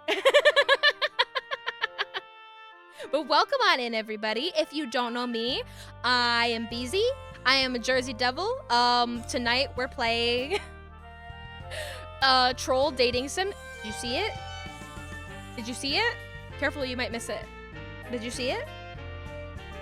Where'd it go? Oh my goodness. I was happy to commission you. Your art is really, really nice and lovely, and just the way you draw boobs is very good. Yeah.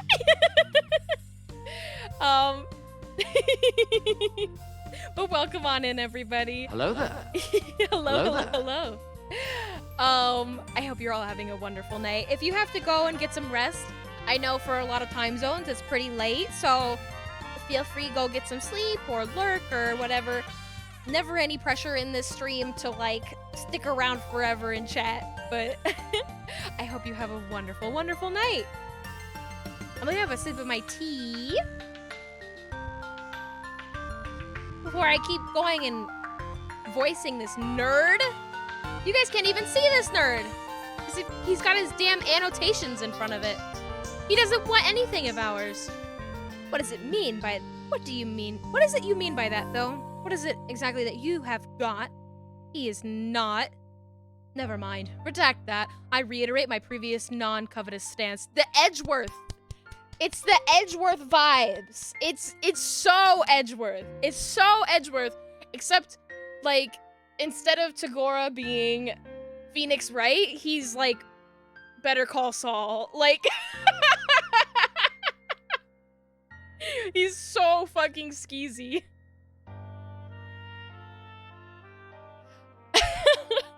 If I could do it, I would probably voice this guy like Legal Eagle, the YouTube lawyer. Interrupting him has worked pretty well so far, so you try it again. Let's cut the shit, you say. There's no reason for him to hide anything from you. First of all, you already promised to like him no matter what. Secondly, you know what it's like to want to impress someone. And finally, you know all about how to be a huge motherfucking weirdo. So, why doesn't he let you show him how to walk on the wild side? He can take a few pointers from Alternia's biggest freak. You can see the ensuing makeover montage already, and you start bouncing a bit in your seat. I have zero interest in. Okay, that won't do it. You try one more tactic, telling him you guess he just doesn't mind not knowing shit about how to be a freak. Oh, Gallic, they'll all say, smart at how to be boring, and a real big dumbass about weird stuff. I see what you're doing. Let me read your annotation, sir. Unfortunately for me, it will absolutely work. It stands to reason that allowing you to broaden my horizons with your alien ways will only serve to increase my cultural competence. Great! So we'll be shopping for a new, more casual suit? Or something wilder? Spicy undergarments? Oh my god.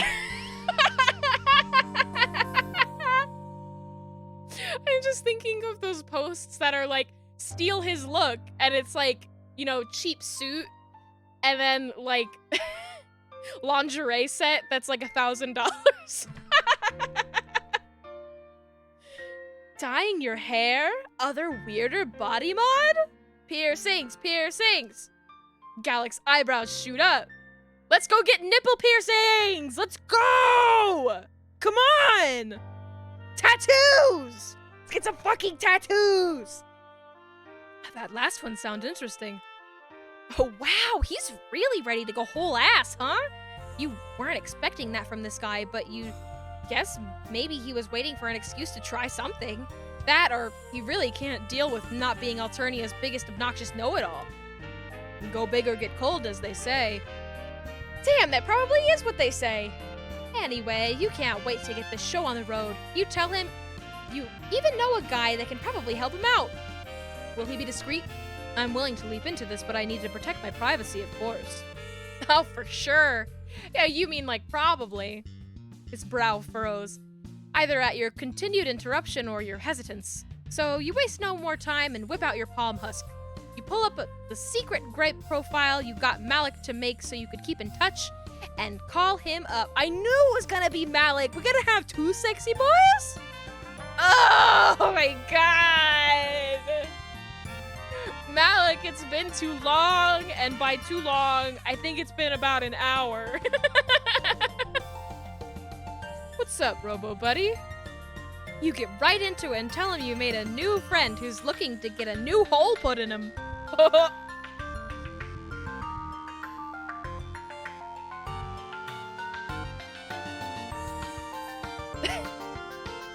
I'll put a hole in you!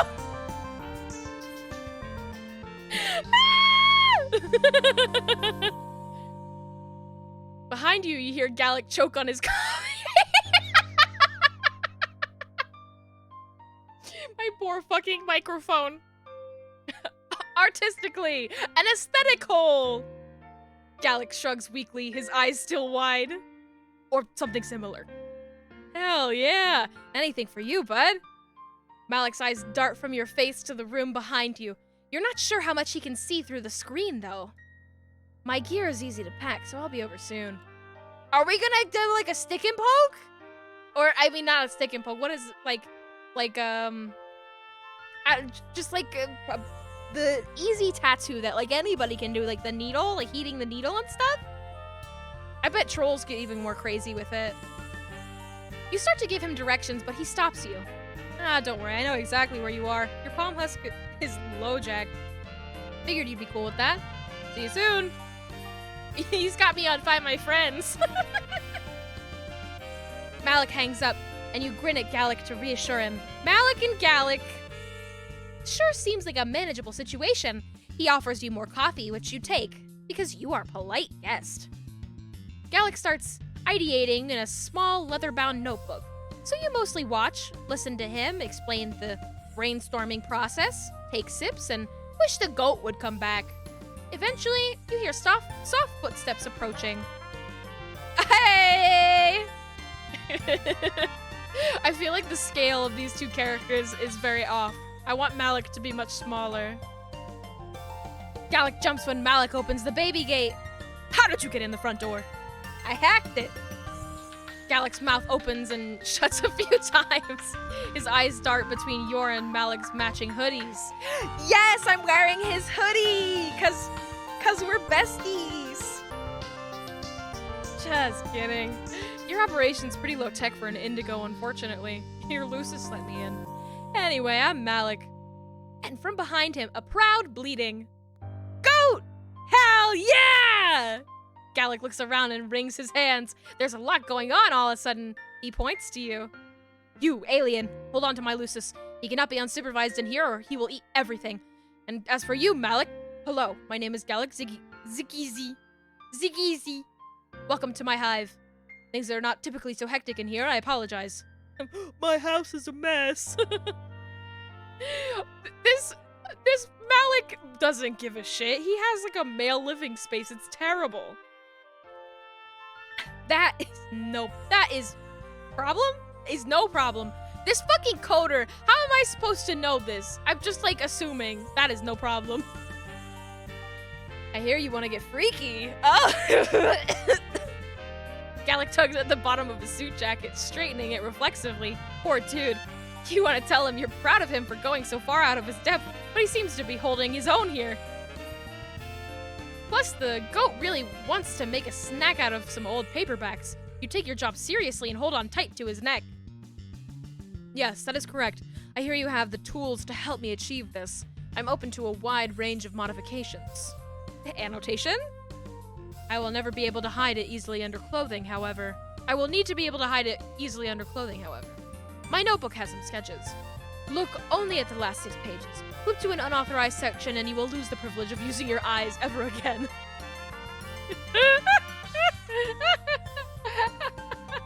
What kind of piercings are you looking for, Gallic? Huh?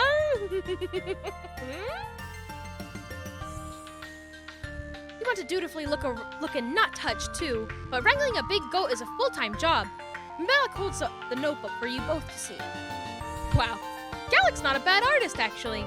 Still, you have to kind of turn your head and squint to make out what's going on in a couple of sketches.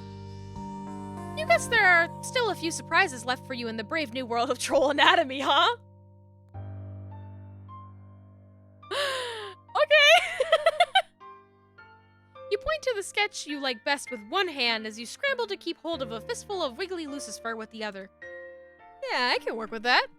Hell yeah, button up, get some layers off. Take your fucking shirt off! Oh my god, his titties are too big! His titties are too big for the shirt! His titties are too big for the... I can't not fuck him!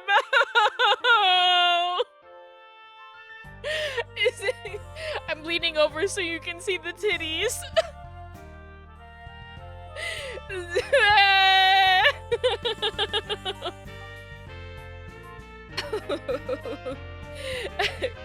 Gallic flicks his eyes up to you and you give him a big supportive thumbs up.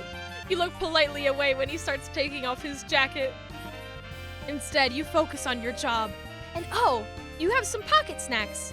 You pull out some mostly not bruised fruit and offer it to Gallic's Lucis.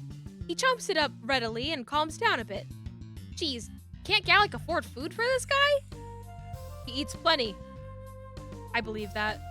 He's only being dramatic. Gallic doesn't take off his undershirt, but he does roll up the bottom of it before leaning his forearms against the back of one of the chairs, exposing the broad palate of his hips and back. Oh, slut! Show ass! That design does capture an ineffable facet of my core self. Get going on it. Before I change my mind. I assume I do not need to spell out any potential consequences if you stray from the artistic vision, correct? Wait a fucking second, hold on. Is he getting a tramp stamp? Can we please get matching ones? I would like to get a matching one. I think that would be nice. Please? Malik rolls his eyes and pulls out a tattoo gun. He is getting a tramp stamp! It looks mostly how they do on Earth, but with a strip of greenish, almost biological light. Don't worry, your blood color is crystal clear. Gallic winces at the first press of the gun to his skin. Or maybe it's lasers? There's a glow happening back there. Oh god, what is happening? There's a lot of jittering, it's very scary. With the loops sated, you're free to see what's going on, so you climb into the chair Gallic's leaning against the back of, and peek over to watch. So what's the deal with this anyway? Tattoos don't seem much like your vibe. There is no specific reason. I am simply fleshing out my worldly experiences. Intense physical pain for one, though I am able to bear it. Attaining visceral knowledge of a new kind. He's checking off something from his bucket list, and you'll helpfully add. Gallic flushes bright blue and jerks backwards, screeching like you haven't heard since you first met and traumatized him.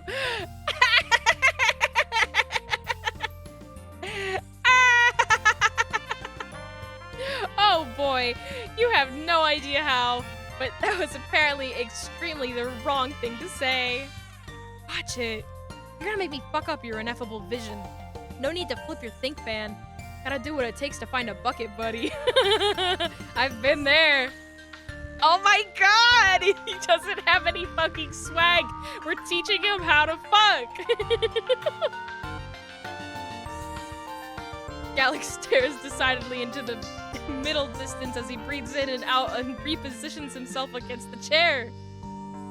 That is extremely not what this is about. I am perfectly capable of fulfilling my propagational duties. I fuck!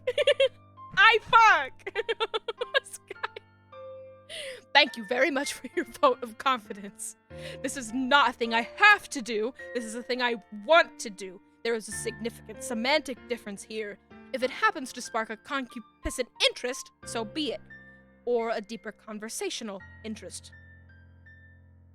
Whatever. Yeah, whatever. I don't judge. You only have the barest grasp on what they're discussing here, but things are starting to click into place. You don't want to embarrass your potential new friend by calling him out on his crush even further, or by implying he can't find anyone to fill a quadrant with. We really got this man bent over in his own home, with another man bending over him.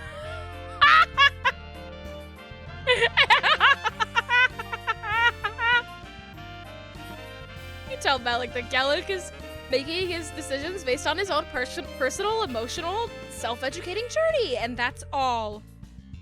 It's not even Fingers in His Ass Sunday. We're celebrating early. Yes, that is the heart of it, exactly. Thank you. Gallic smiles at you, and it's crooked and stiff on his face like he hadn't expected to put it there.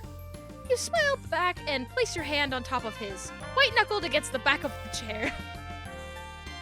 He winces in pain only once more before Malik steps back, tilting his head to admire his handiwork.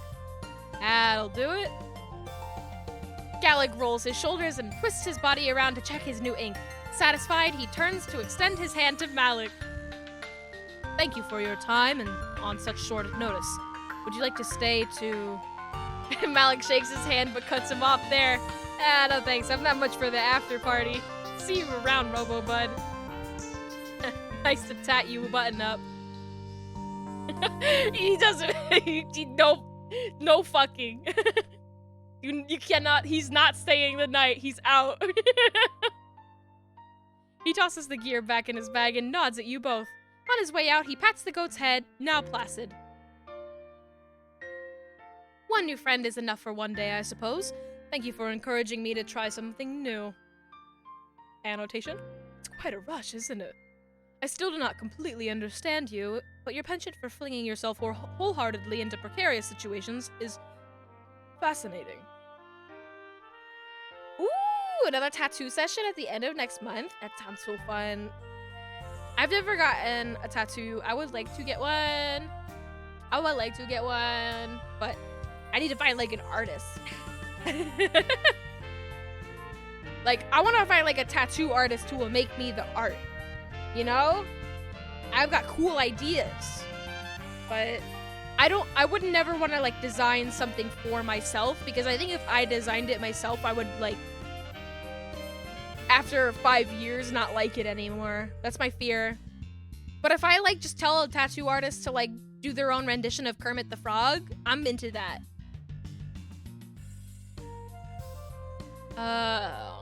Yes, I read this already. That is what you do best. You grin uncontrollably at the compliment. I might try employing that tactic a bit more in my daily life, if it will lead to newer, deeper grasp of the troll condition.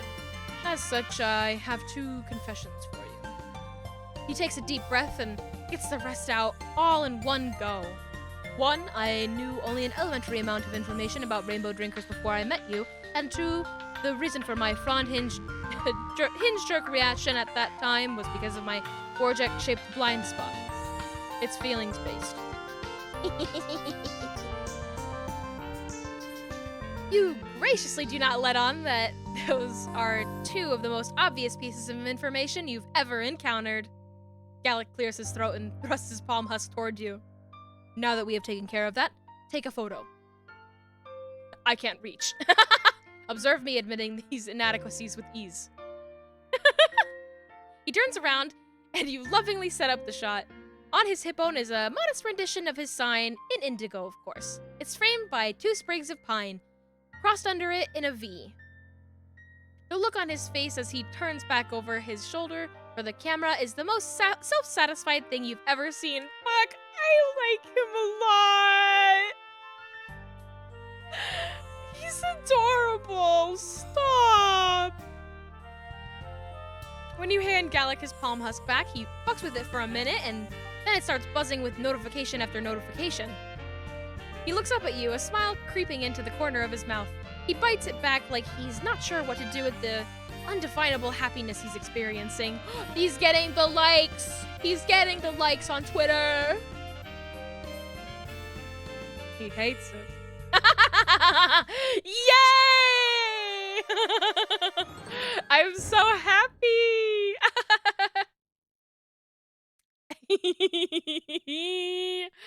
That was fun. I like that one a lot. I like these ones tonight.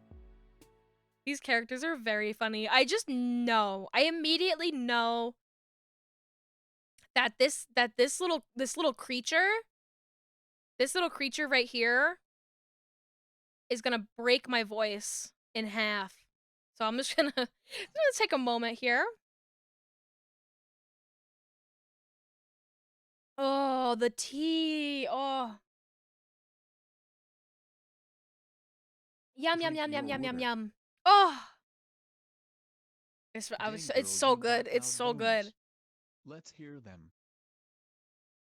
Oh, fuck. I do have loud bones. I should stretch. Okay, hold on. Ah! Doing a feet jump scare. Thank you. Oh, my bones. Oh, I just hit my microphone. No, my bones, they're like stuck.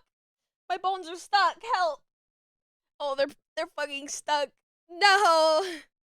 They weren't loud. Just like, you know when you like feel like you need to crack your back but you can't turn enough to like actually crack it? That's what's happening to me right now. Evil. So, here you are, in jail. You always knew you would end up here eventually, but you were expecting a human jail, not this. It all happened so fast. You were waltzing down another Alternian street in search of friends when you heard the telltale sound of machinery behind you. And before you could escape, some giant metal drone with a rocket ass scooped you up and flew away with you. You were honestly surprised that the drone didn't execute you on sight. They've tried to do that before, after all. Perhaps your numerous shenanigans have grown so vast and ridiculous, someone wants to see you in person before you die.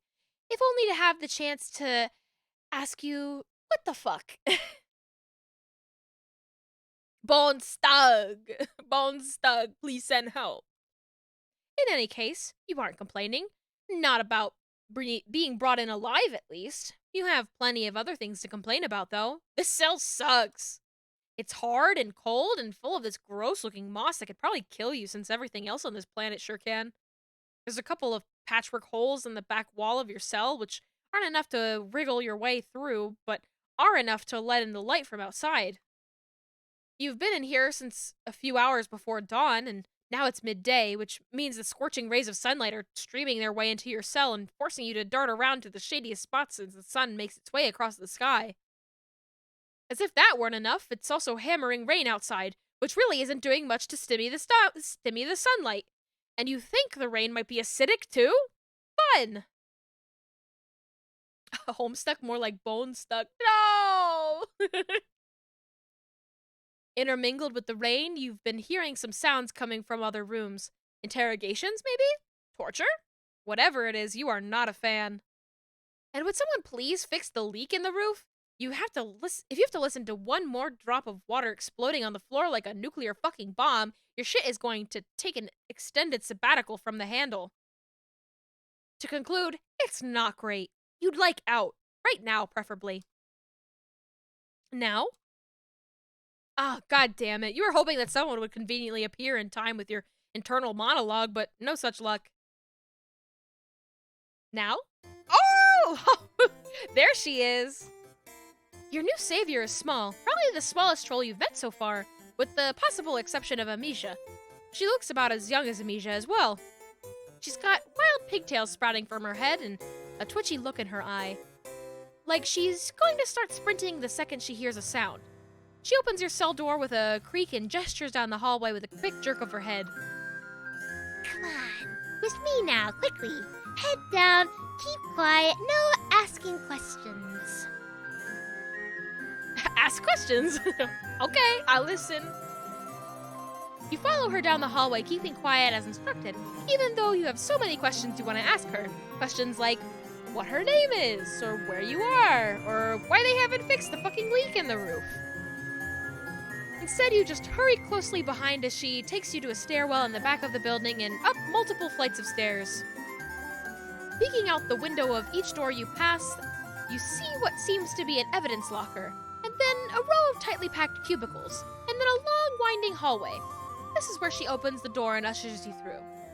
The hallway is full of electronically locked doors with troll signs on them, the overwhelming majority of which are teal. The only other presence here seems to be automated cleaning robots. You're unsurprised to see that troll Roombas come with their knives pre-attached. She punches a series of numbers and letters into a keypad beside one of the doors, bearing her sign and name, and then slips inside and you follow. What a cute office! Here we are, my hive away from hive. You can be a bit louder now, but no shouting. That'd be weird as hell, buddy. Oh, my name's Torona, by the way. You politely refrain from shouting as you introduce yourself to her. Torona pulls up a chair and sits down at her husk top, tapping some keys. So what we're gonna do here is I'm just gonna go ahead and access your files in our system.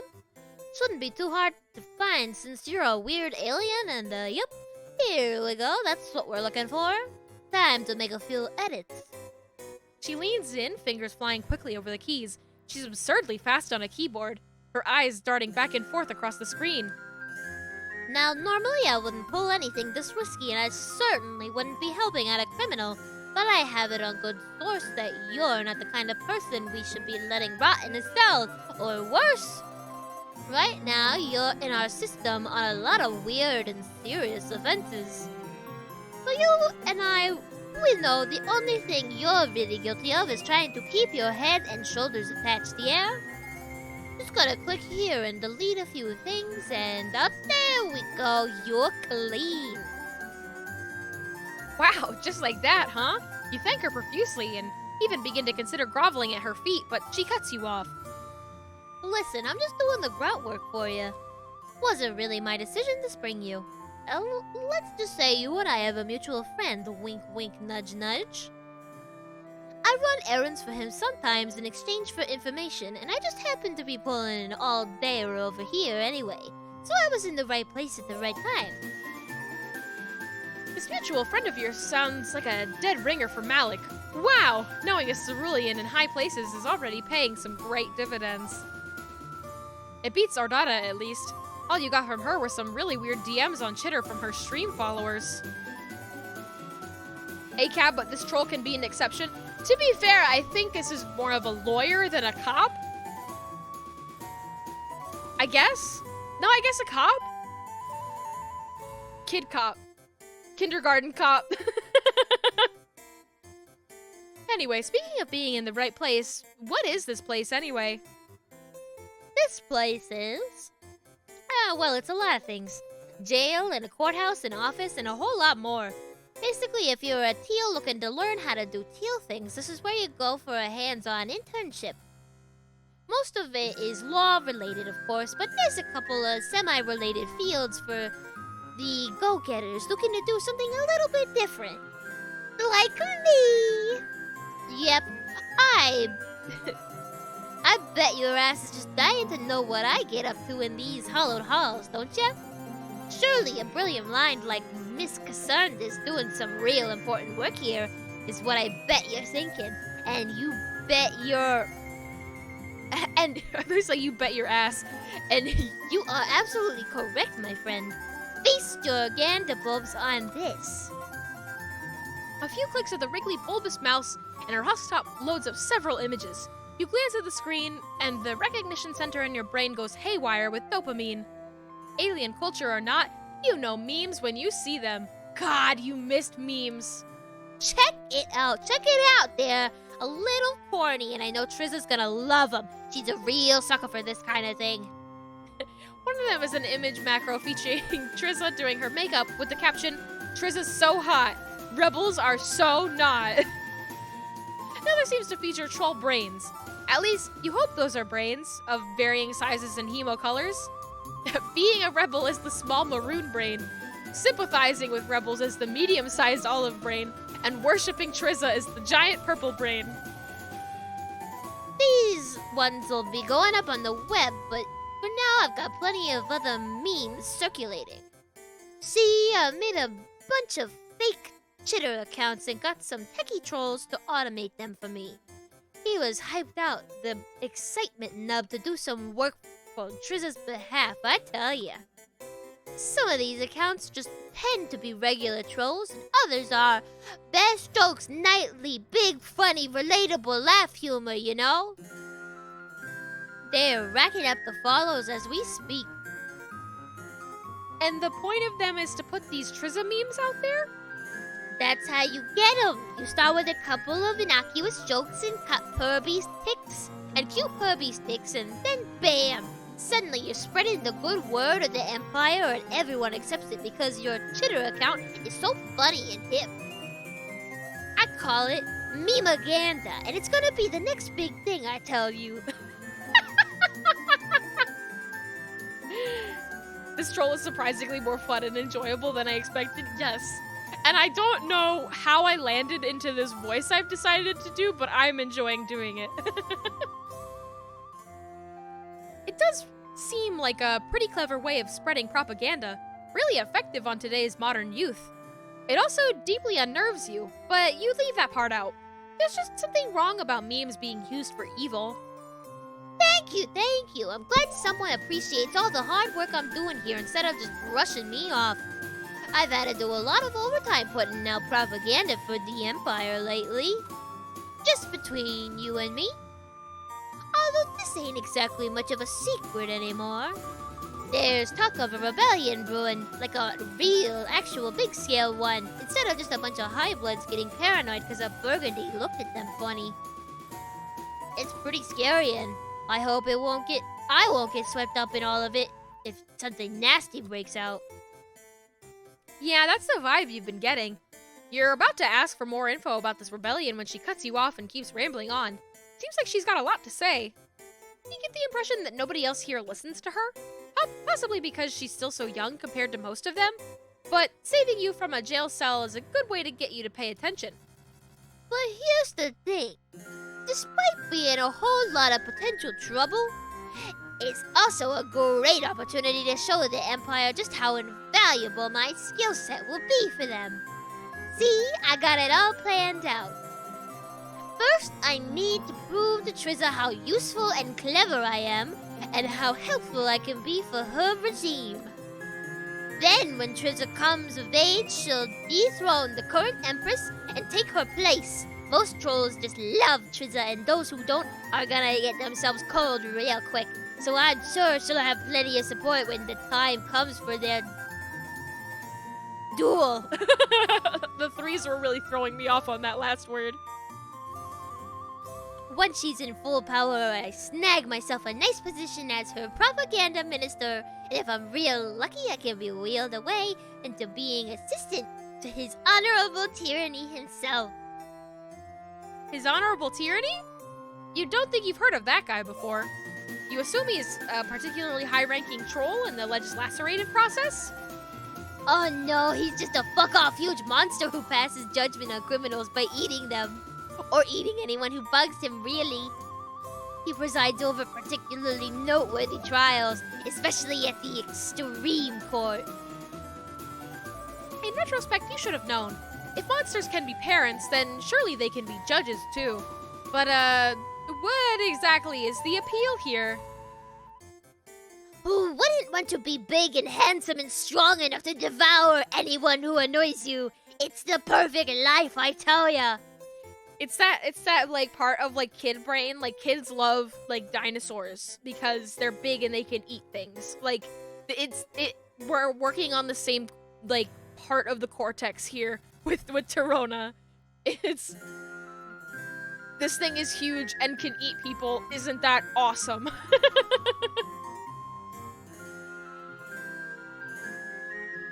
Ooh. Little sippy. There. As it stands, since I can't be him, I can at least be his best buddy and his most perfect little helper. And besides, doing all the behind-the-scenes work is a lot safer than trying to actually hunt down and prosecute criminals, I tell you that much. I mean, yeah, he might eat me, but that's just a normal workplace safety hazard, really. Nothing I can't handle. She really does have it all planned out, doesn't she? You're impressed. Thank you. But I can't do it all alone. I'm gonna need some help along the way from a very talented and clever associate or two. I bet you know who I'm talking about. Her Lucis? Her classmates? No, dummy. Sheesh, here I'm trying to butter you up and it flies right over your think fan. I'm talking about you. I need your help. And I think after bailing you out of that jam I've earned it, wouldn't you say? The old rake my claws down your back, you rake yours down mine daily, you know?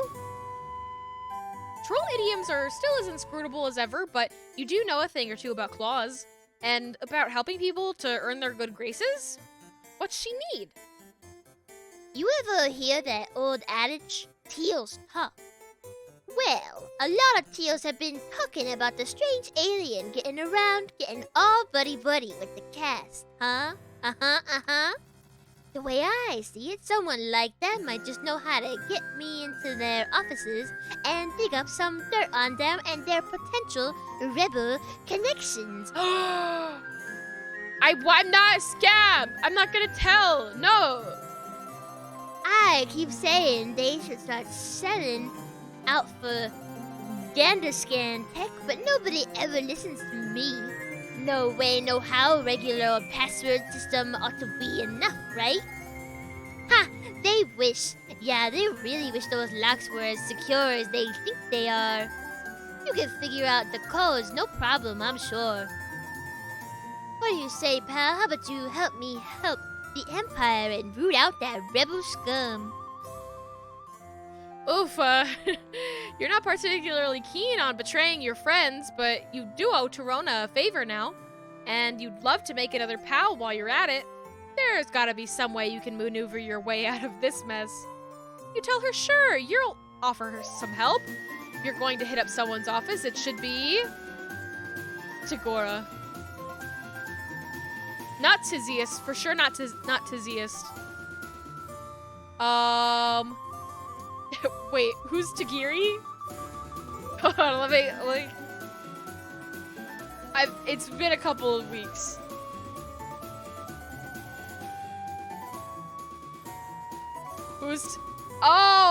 Oh my god. No, Tagiri is anime. Okay. Shit.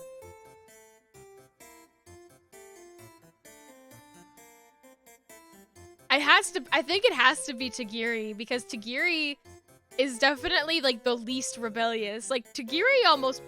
Wait, no, Tagiri was, like, sympathizing with our assassin, so we can't do Tagiri. Let's do Tagora. Oh, yeah, that's a good idea. He's real smart and a good talker, and he's always got the latest gossip. So you'd think he'd be my kind of guy. But he's also such a sleaze, like a real creepy creepster. Not to mention he charges out the sniff tube for all his info. No thanks, I'll handle it myself. Oh, but imagine the scandals if he turned out to be a rebel all along. I really hope we find something on him, hee. Oh, it's not hee, it's just here. After some leet hacking, that is punching his wriggling day info into the keypad, the door to his office clicks open. Two of you slip inside and you glance around. You're immediately reminded of his hive. Almost eerily reminded of it, in fact.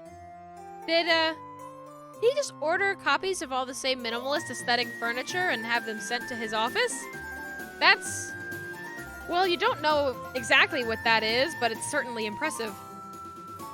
Yeah, I'm not so sure if that vase is regulation. Take a picture of it just in case, will ya? Sure thing. If you happen to accidentally delete the picture later, well, actually I've accidentally deleted a bunch of pictures before. Figuring out your troll phone has been an ordeal. You line up your camera to take the shot and... Oh, fuck. As you were about to press the button, your phone received an incoming call from someone, and you end up hitting the answer call button instead. Now, you're going to be trapped in a social encounter you weren't mentally prepared for. No! Wait, it's just Tagora. Oh, fuck. That's no problem at all. He's gregarious and easy to talk to. And you're standing in his office. Fuck! Again! Throwing on your most practiced everything is perfectly fine expression, you try to angle the camera so he can't tell where you are. My apologies for bothering you on such short notice. I recently learned through the grapevine that you may have been responsible for certain changes in Ziggy's attitude as of late. I thought it might be prudent to let you know that... Wait, is that... my office? Did you break into my office? No! God, no. It's not his office. It's an office that is coincidentally happens to look exactly like his. His face has been frozen mid-smile, and now it slowly seems to twist till the smile doesn't look nearly as friendly or genuine as it did moments ago. He starts to laugh, little raspy chuckles under his breath. I see. More the fool was I to ever believe I could trust a fellow liar. Is this Galax work? No, it can't. He doesn't do that kind of subterfuge. It was all just a game Yes, that must be it. Of course it was. You're not here to make friends. What? No! That's exactly what you're here to do. The bills I so graciously forwent for your sake. Ha! Well, no matter. You can expect a very hefty invoice to arrive via email as soon as I finish typing it up. No, please, no! I don't have the money!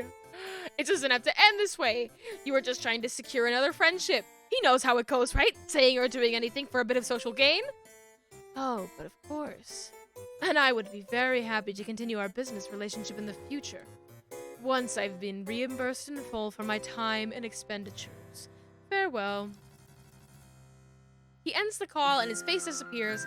The friendly little mew sound that Grape makes cannot possibly underscore the finality and tragedy of this situation. Your heart truly is broken. But hey, at least you can trade one friend for another, right? Now that she's seen what you're willing to sacrifice for her, surely Torona will. Torona? Oh, shit. At some point while you were distracted, she made a break for it. Now you're left with naught but a hefty fine and an ache in your chest where friendship used to be. No! I poor. No! I guess we'll try, Tagiri.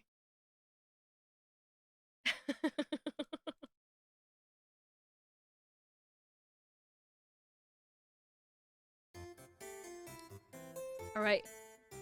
Tagiri. After mulling it over for a while, you decide Tagiri is the safest choice. Sure, he's the guy with a sword, but he's also by far the least likely to harbor rebel sympathies, so you won't be getting anyone in trouble here. Yeah, Tagiri. Now that's an interesting choice, I tell you what. He's always sucking up to the purples and trying to make himself look cool and knowledgeable about law stuff. So you'd think he'd be clean, but maybe, just maybe, it's all a front. I'm working on a video about rebel sympathizers right now, actually, and that's one of my big bold points that I go over. How sometimes the guy trying too hard to look like he's on the level is actually as far off the level as it gets. So yeah, let's see what this guy is hiding, why don't we? Moseying on over to his door, you consider the keypad.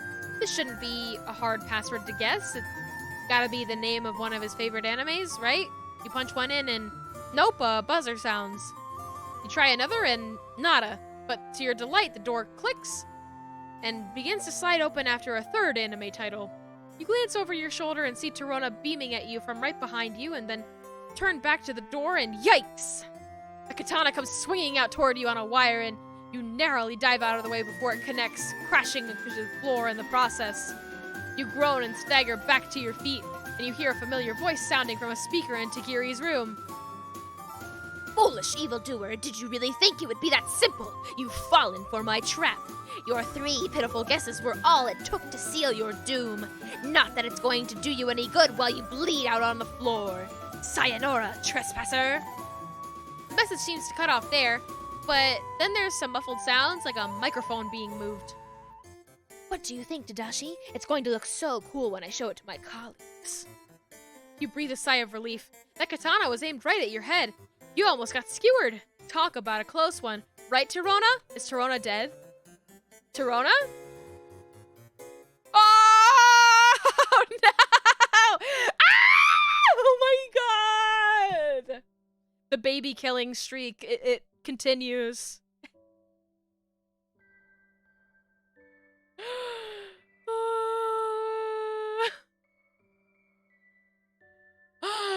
Torona! Oh, you were a cop, but you were funny. Oh, God. I guess we have to go with the one that actually has maybe some secrets to hide. Oh, oops.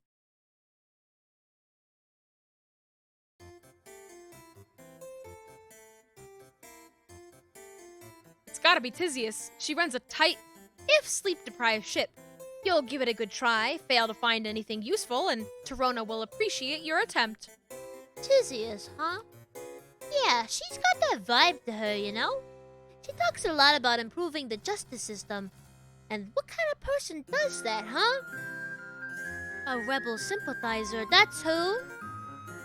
The Alternian justice system has worked just fine for hundreds of sweeps. The only person who ought to be proposing changes is Triza herself. But obviously there's nothing to change, or she'd have done it already. Anyways, this is Tizzy's door right over here, so why don't you start working your magic? An idea comes to you. You start tapping away at your phone, much to Torona's chagrin.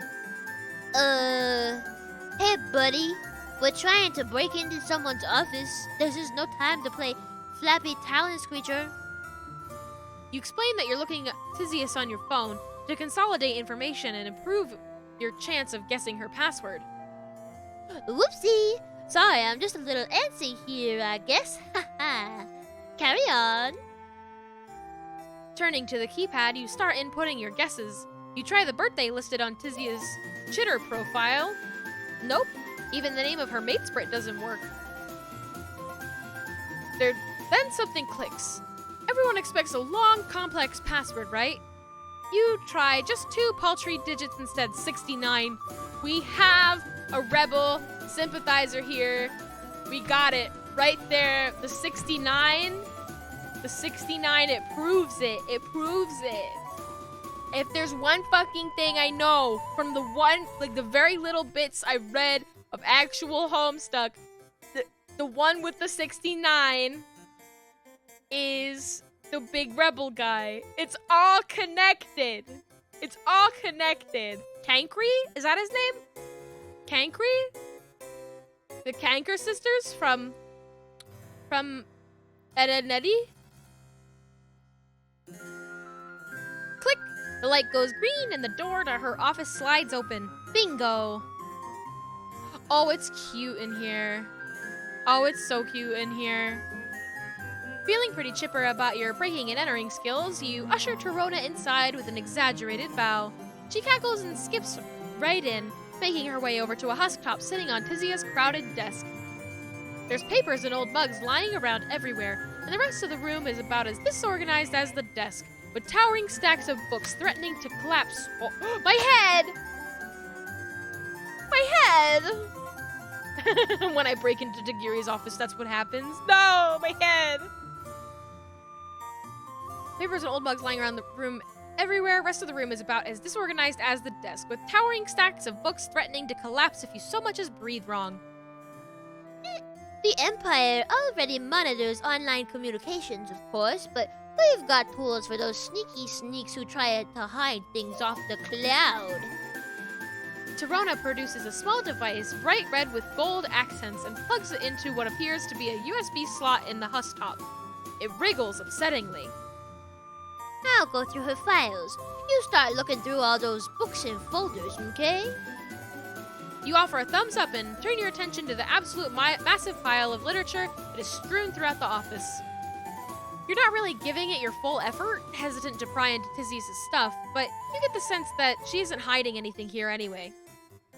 Behind you, Torona is clicking through folders on the husktop, the exasperation in her voice steadily growing. Useless school-feeding assignments, copies of court transcripts, a bunch of nudes? It's all just normal Teal stuff. There's nothing incriminating on here at all. Where is she hiding it? Oh, where'd you go? Torona pulls away from the husktop and dives into the stack of books with the gusto of a small child in a ball pit, rifling through the pages as quickly as she can.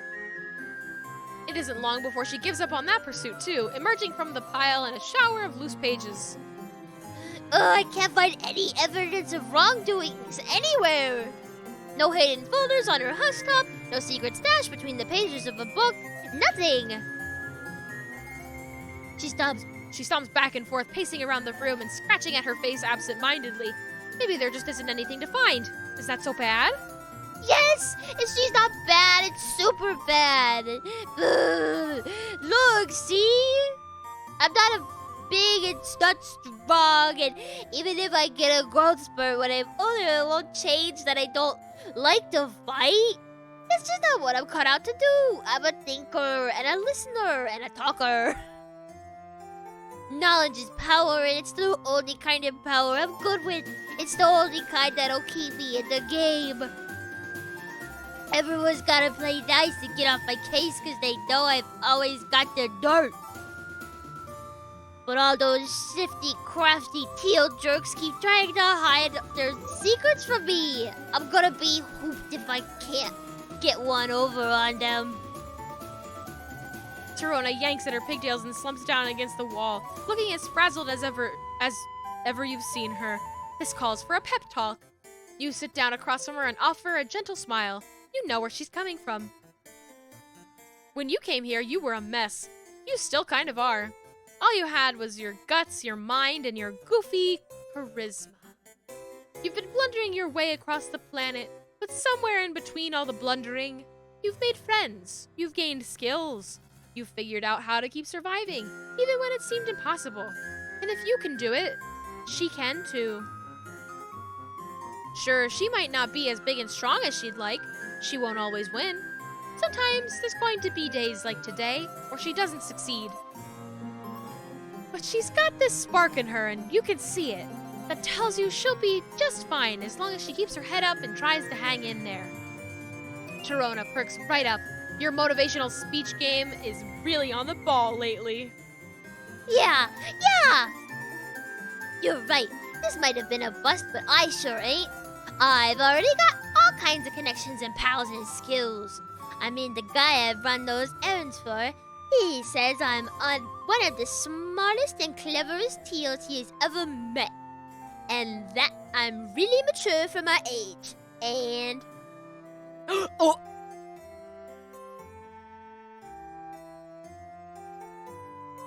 Woo, I wasn't doing anything in here. I wasn't doing anything in here.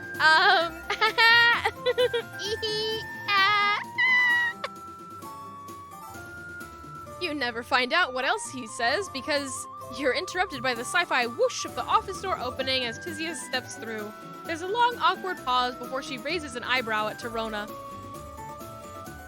Now, just what in the hell are you two doing in my office?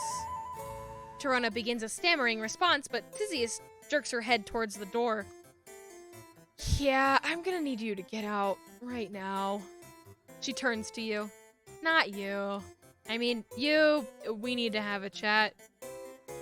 Torona flashes you a terrified look before scurrying out the room, door sliding shut behind her. Tisius glances at the door, then pulls you toward the most secluded corner of the room, where books are piled so high they practically reach the ceiling. She speaks in a low, hushed whisper. A good idea, because you'd bet a troll buck or two that Torona's listening outside the door. Hey, so... that was some good thinking. Texting me as soon as you got your palm husk back. You shrug humbly.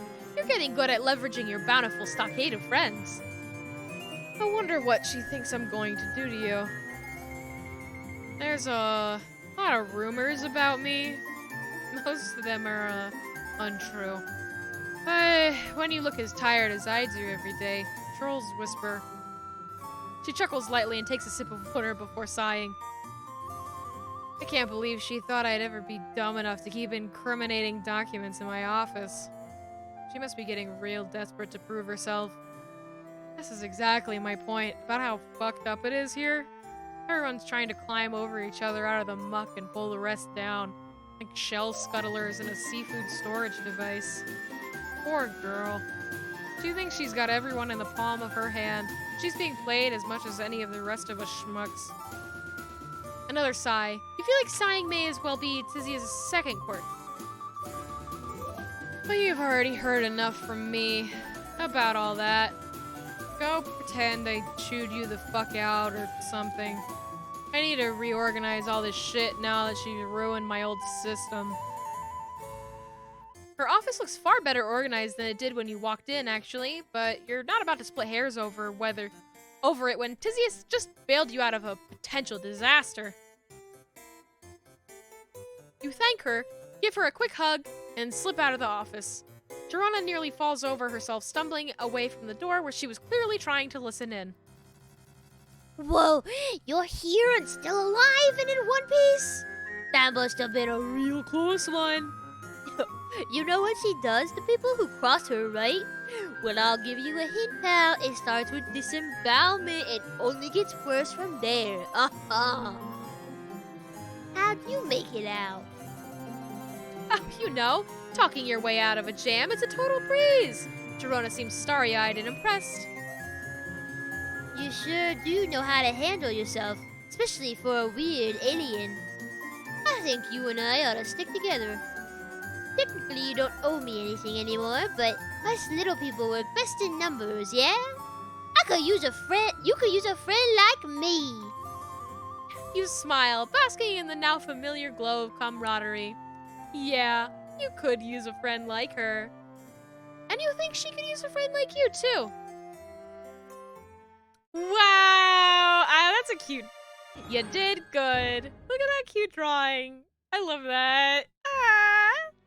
How are we doing on the... Do we have all the friends so far? We do. Wow. These drawings are beautiful. Wow.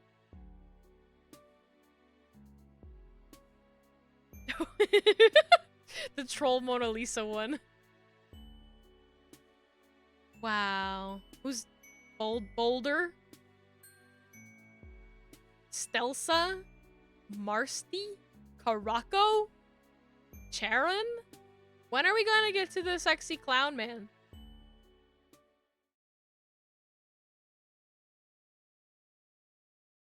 Where is the sexy? Soon. Probably not next stream, but the one after that. Blah, blah, blah. Friendship, blah. Oh my god. Oh my god. They're both so cute. Oh. Oh. Oh. They're cute. That's a very good question, Meat. I'm thinking. I would just say horn. If we're talking clowns, I would just say honkin' horns, you know?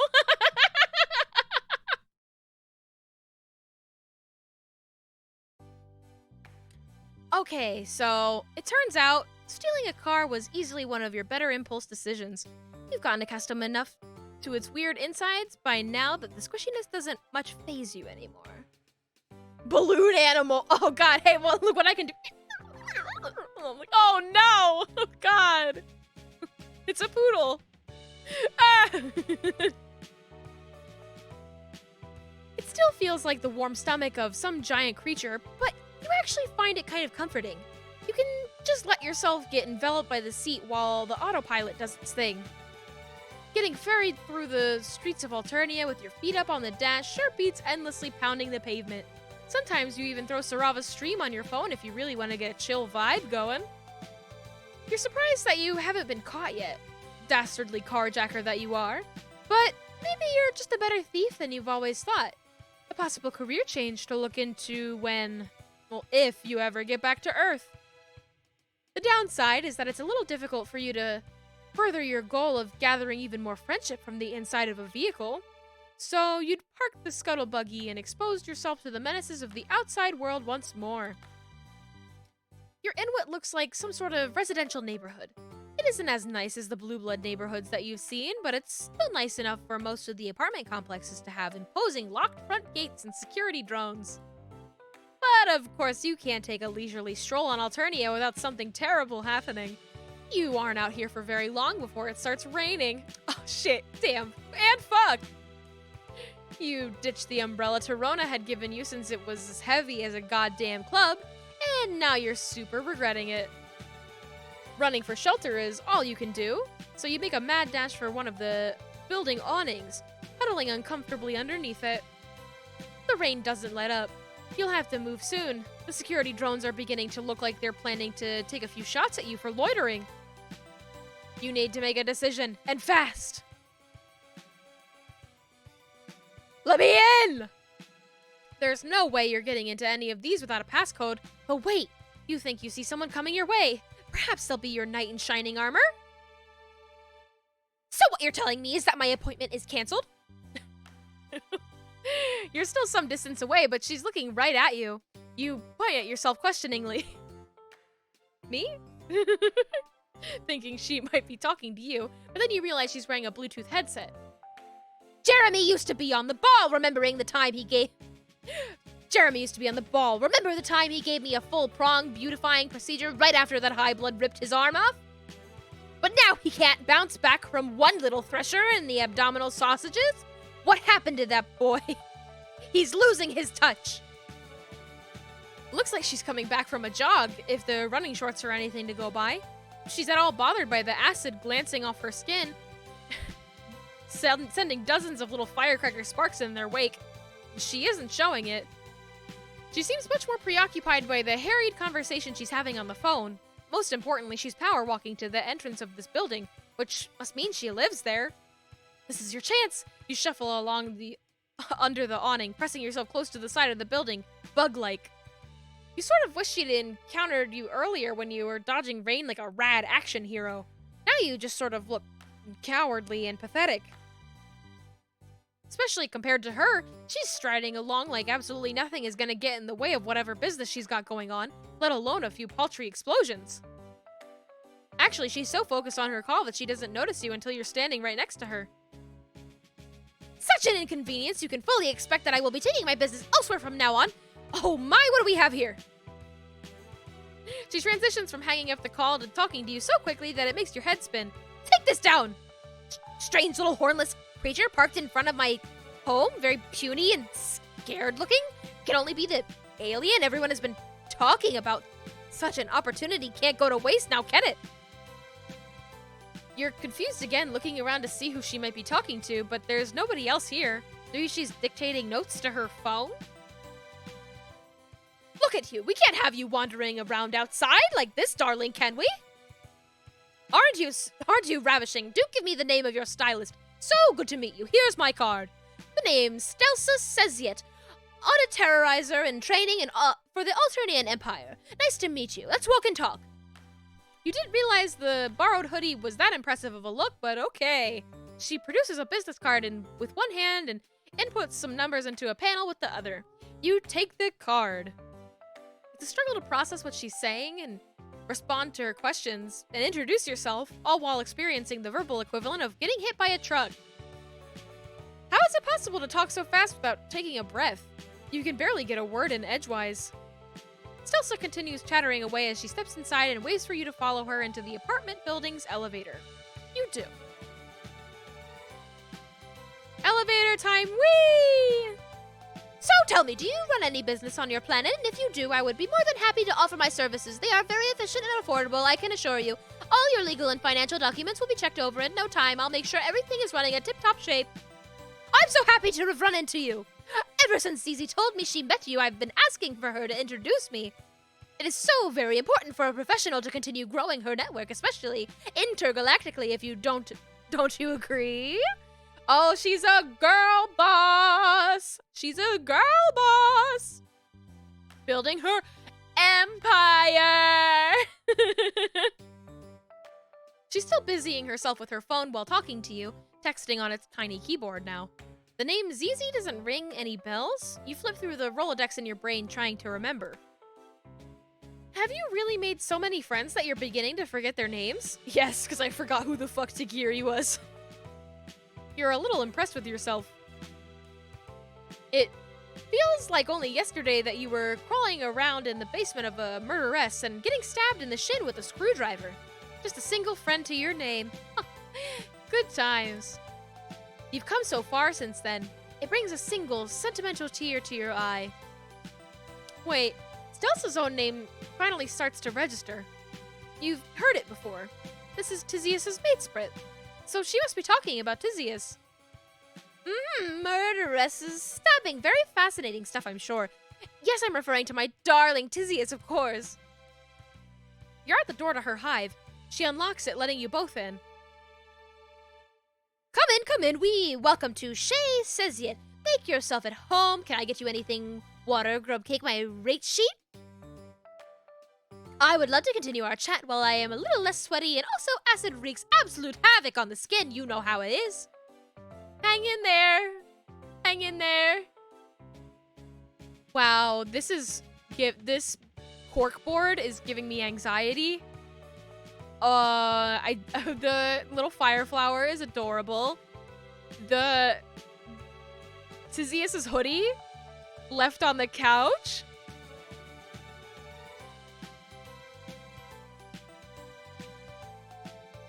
Yeah? I see you. Oh, and there's so much like workout equipment in here. And all the books organized by color. By color? There's more filing cabinets than there is visible windows. What a girl boss. I'll just bump into the ablution trap for a minute. Please excuse me. I won't be long. Back in 2 shades of a crack beast gastric evacuation pillow. Okay. I could barely process that. Actually, you wouldn't know how it is, considering that a bucket load of acid falling on you would leave you either very injured or very dead, and she's already gone. There's not as many interesting things on the desk. Though I love this kind of lamp. This, like, the green lamp. You know, the one. I love that lamp. It just, like, reeks of professional. Of the 90s. You're a little relieved. It's not that Stelsa isn't friendly. She's pretty friendly. She just approaches friendship in a way that makes you feel a little like a line on her to-do list that she's in a hurry to check off. Or, well, she seems like she wants you as some sort of work contact. Not a friend, but that's okay. You've worn many hats in the pursuit of friendship.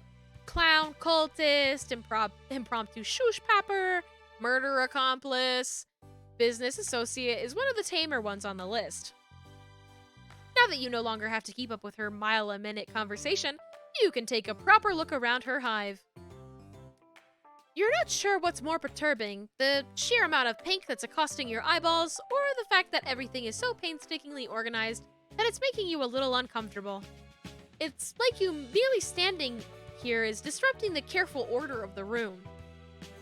Her shelves are crammed full of books, all neatly arranged according to topic, with each topic displayed on a little label on each shelf. She also has a lot of posters featuring motivational slogans underneath striking nature photography. The only normal-looking spot in the hive is a coffee table with a mishmash of personal belongings piled on top of it. Books, papers, a jacket? You think that might be a mug? None of those items strike you as being particularly Stelsa's style.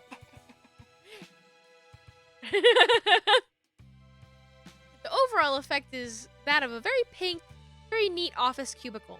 You almost feel like you should start chugging mediocre coffee and complaining about how much you hate Mondays. So sorry to have kept you waiting.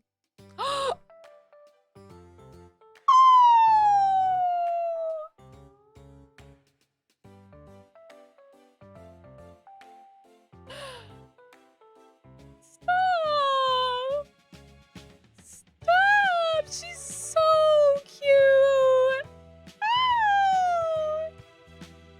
Stelsa reemerges, her hair wrapped in a towel. Well, it's been a blast getting to know you. We should get lunch sometime and keep the conversation going. I'll pencil you in, darling. She doesn't have the time for punctuation. Not even apostrophes. She doesn't have the time. But for now, I have a bit of a dilemma to deal with. Oh, that sounds worryingly like a dismissal. You sneak a glance at the schedule on her bulletin board. It's a blaze of color with barely any free slots. You don't want to be penciled in. You have no idea when she might be available next, and you need her sweet, sweet friendship now. Maybe whatever problem she has is something you could help her with? Unless you're a ludicrously talented beautician, I think not. My usual place bumped me off their list, and right before a very important meeting, too. A girl has to look her best for these things to really knock their socks off.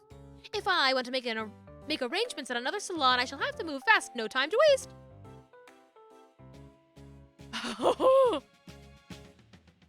Who needs a beautician when you're around? I'm flirting with a taken woman. You have absolutely no professional beauty experience, but Sarava did give you that crash course in crafting great looks. Stelsa is probably after a vibe that's a little less moisture wave, but you're sure you can whip something up. You tell her that you'll help her get ready instead, right here in her hive. Ooh! How nice of you. I've never had a house call before. Let's do this. Makeup! Oh my god! This bedroom is more It's more makeup mirror than it is bed. Queen. BZ certified homewrecker. See, I think I read the line, like, who needs a beautician when you're here? Like, you're already so beautiful, babe. But I think the your was me in that case. Like, who needs a beautician when I'm here? So, I wasn't flirting. Even if I wanted to. She leads you into the next room, rubbing her hair dry as she goes. There's a Recuperacoon in one corner and a vanity in the other, with an array of hoofs, brushes, and other mysterious implements that spread out on its surface. Some of them are disturbingly pointy. That's just what makeup tools are like. Have you ever seen like a mascara curler? Those are scary. There is a mascara curler in here, and it's perfectly normal. And just as scary as it normally is. Oh well, you're sure you'll be able to figure out what they're all for once you start using them. Stelsa takes a seat in the chair in front of the vanity, folding her hands primly in her lap. So, darling, what do you think we should do first? It's all up to you. Not this again. Why are you always making all the decisions around here? What you wouldn't give to be able to voice your own life choices off to random people you've just met. It would be refreshing. I want to polish the horns! You pick up a velvety piece of cloth, bringing it up to Stelsa's head. There's only one thing this can be for, right? Wait, what are you going to do with that? Polish her horns to an impressive sheen, of course. They'll be positively gleaming by the time that you're done with them. She grabs your wrist with one hand before you can do so. She's deceptively strong, holding you in such an ironclad grip that you can't move your arm at all. You've been low-key admiring her toned arms earlier, but now you know for sure that the rack of hot pink dumbbells in the living room aren't just for show. Instead of looking pleased with what you propose to do, she looks uneasy, possibly even a little embarrassed. Polish my, You barely get a glimpse of her discomfited expression before she's gracing you with another friendly smile, albeit a bit of a strained one. You know what, I'm having second thoughts. It's reasonable to expect that an alien like you wouldn't know the first thing about troll grooming habits. My mistake, I should have accounted for such cultural differences. But it's quite alright, I shall figure something else out. Is it just you, or was there a pointed pause before cultural differences? She's getting up again. Wait, what's happening? You thought the two of you were going to bond over a sweet makeover session, but she's pushing you back into the main area of her hive. Pretty forcefully, too. I think that's true, Meat. I think that might be true. I didn't remember anything like that, but I think you might be right. Thank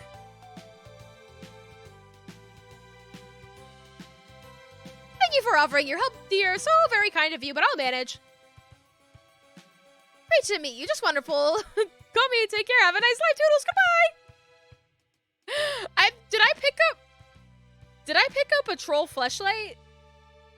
And like offer to, you know? Is that what I just did?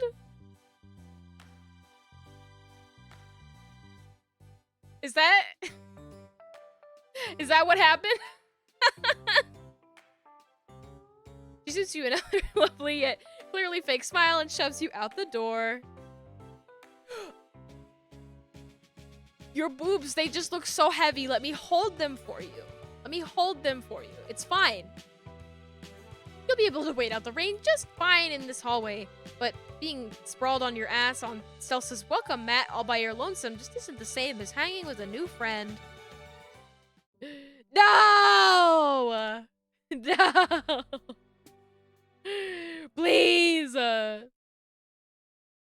Be my friend. I want to be a girl boss like you!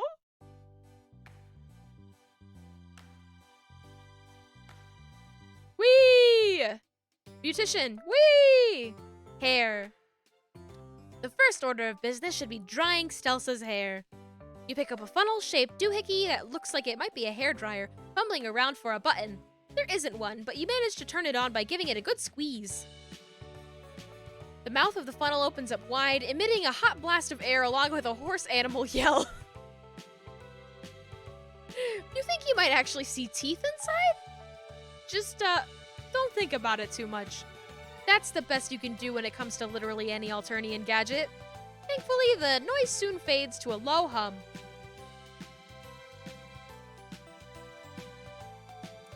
Having a bit of tea?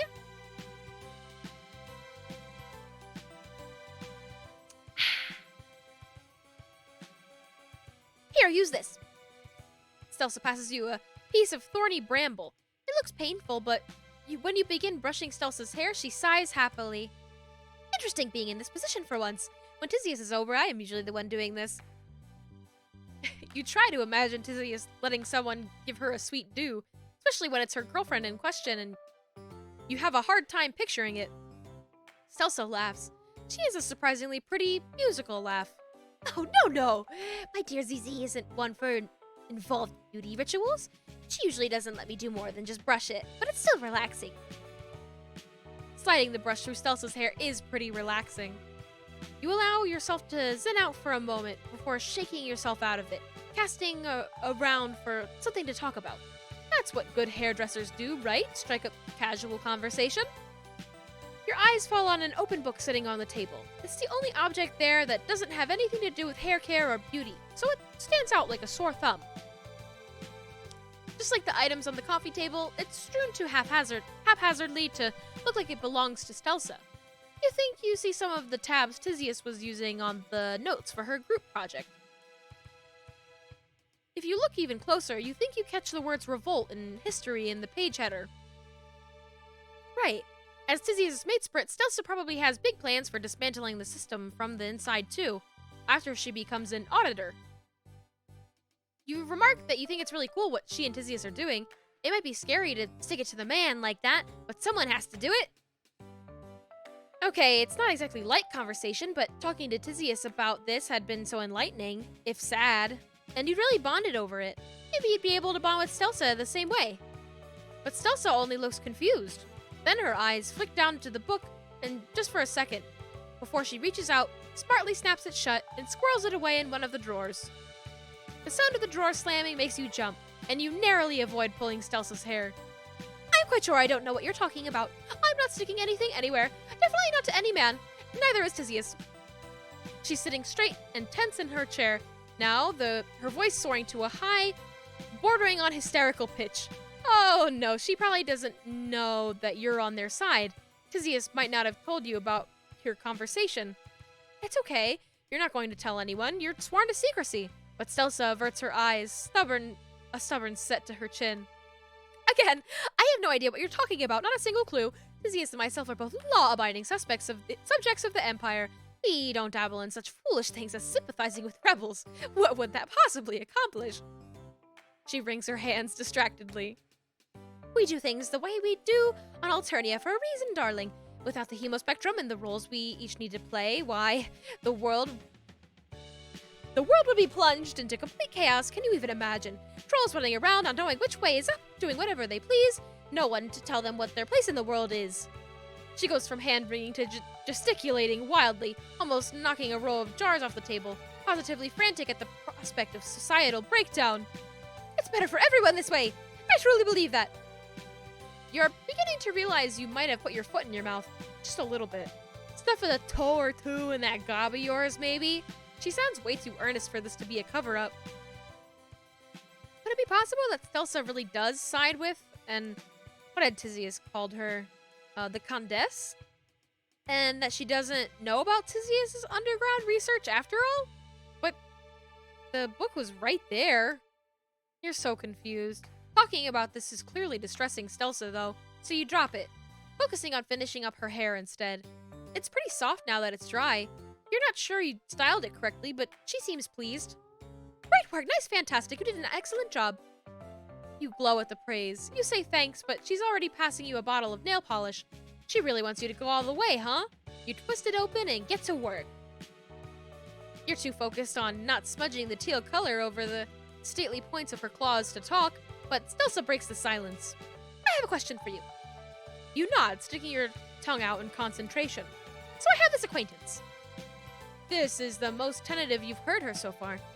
You weren't sure her vocal cords were capable of it. They are in a quadrant with someone who harbors views that most would consider subversive, if not outright treasonous.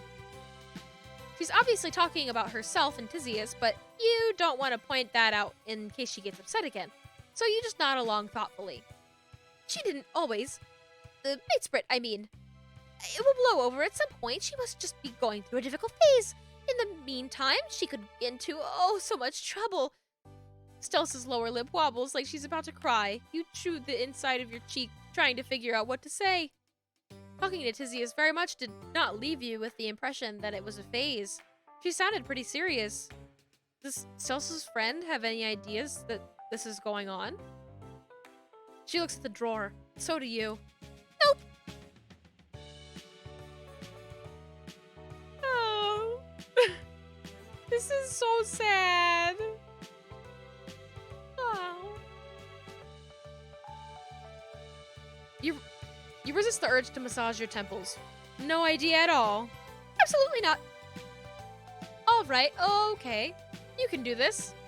A good first step might be for her friend to face up to the issue. You know, if there's a chance they may have the tiniest inkling about what might be happening, so the two of them could talk about it. Talk about it? Yeah. You're no expert, but open discussion probably helps with relationship problems quite a bit.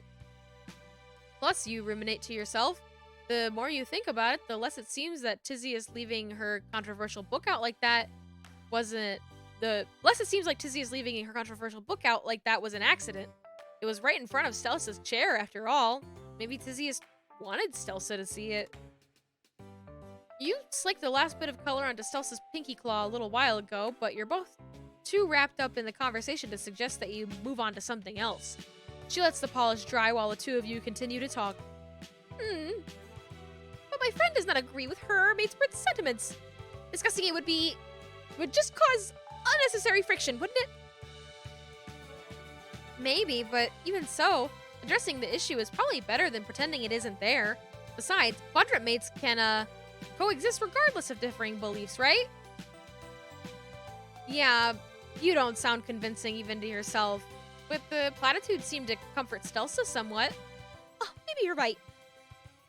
Carefully, mindful of her just-dried nails, she wipes away a few tears, much to your horror.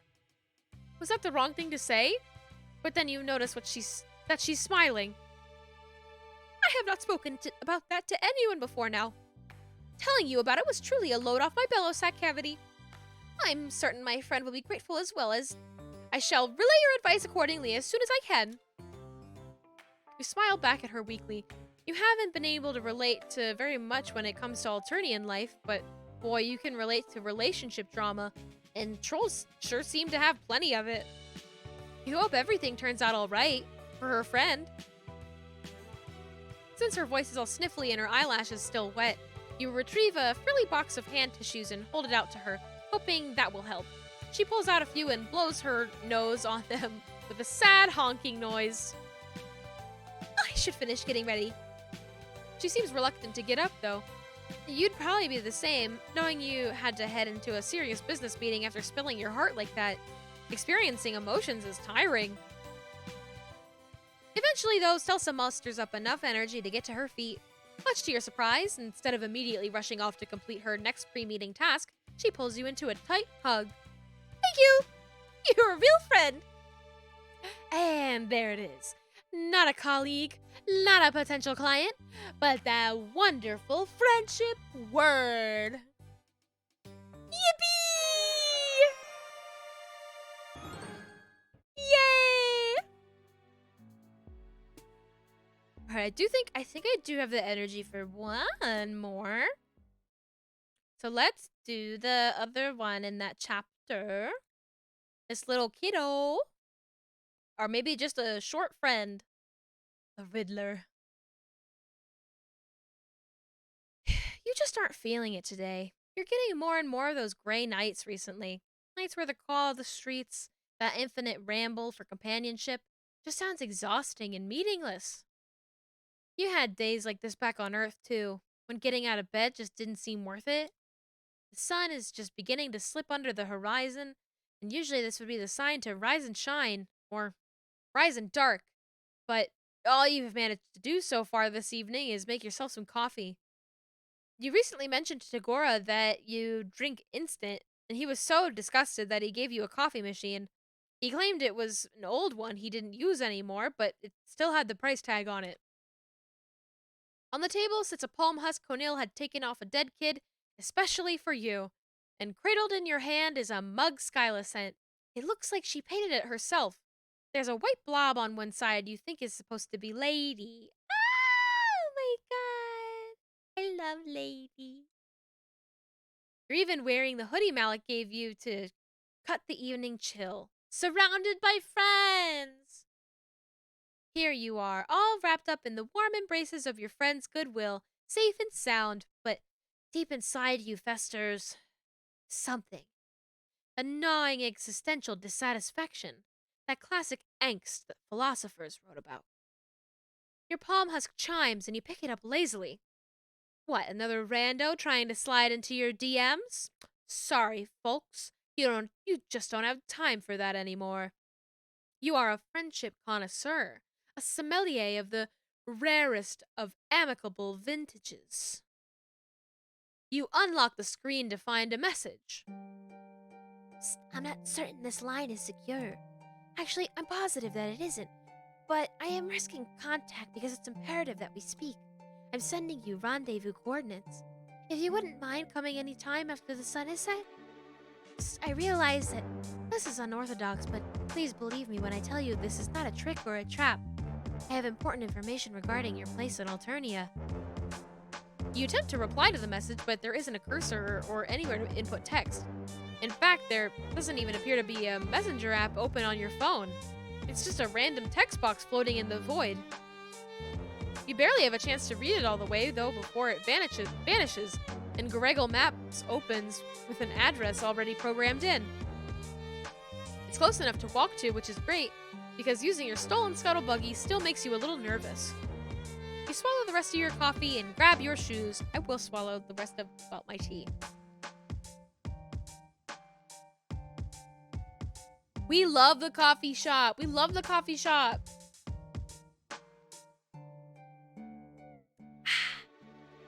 Your GPS leads you to a shop you recognize.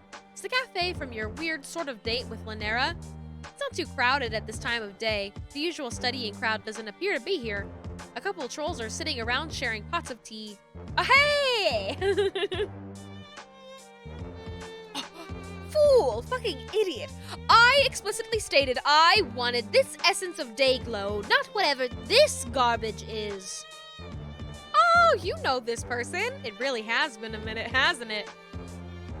Ardata stands in front of the counter, shouting at the cash register. Whatever automated system runs this shop has apparently gotten her order wrong. What are you looking at, This is absolutely none of your... Oh. It's you. Ardata swiftly covers up her surprise, examining a sharp, perfectly shaped nail. You look... different. Better? Let's not exaggerate. I simply meant that you looked less like toxic waste and more like run-of-the-mill, run-of-the-grain grinder garbage.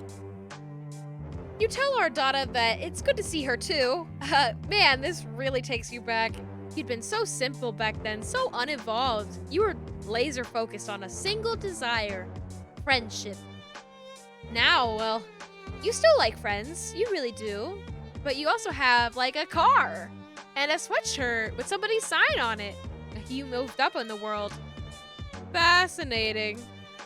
Oh, by the way, is she the one who summoned you here? Summoned? You? You must be joking.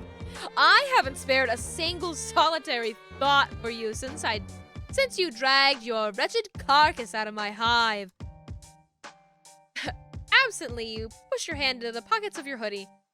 Something crinkles between your fingers and you pull out a folded piece of notebook paper. Okay, this definitely hadn't been in there when you'd left your hive. You passed a couple people in this street, but you definitely don't remember any of them getting close enough to slip something in your pocket. Huh. It only says 2 words. Outback. Steakhouse. Oh man, should you go? No, I want to talk to our daughter more.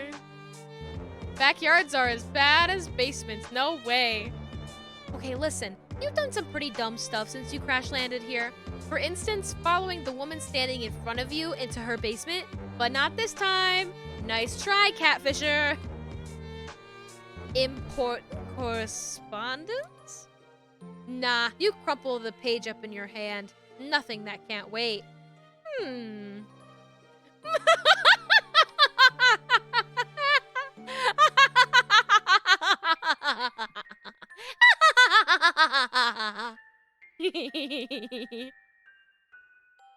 Good.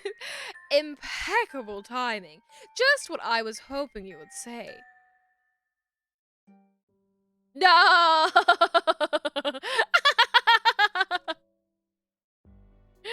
That was a really cute little ending screen. Okay, for real now, for real. New friend. New quiet friend that will allow me to rest my voice a little bit. Go, go, go! Let's be real here. If you were ever going to refuse a suspicious invitation, you would have done it by now.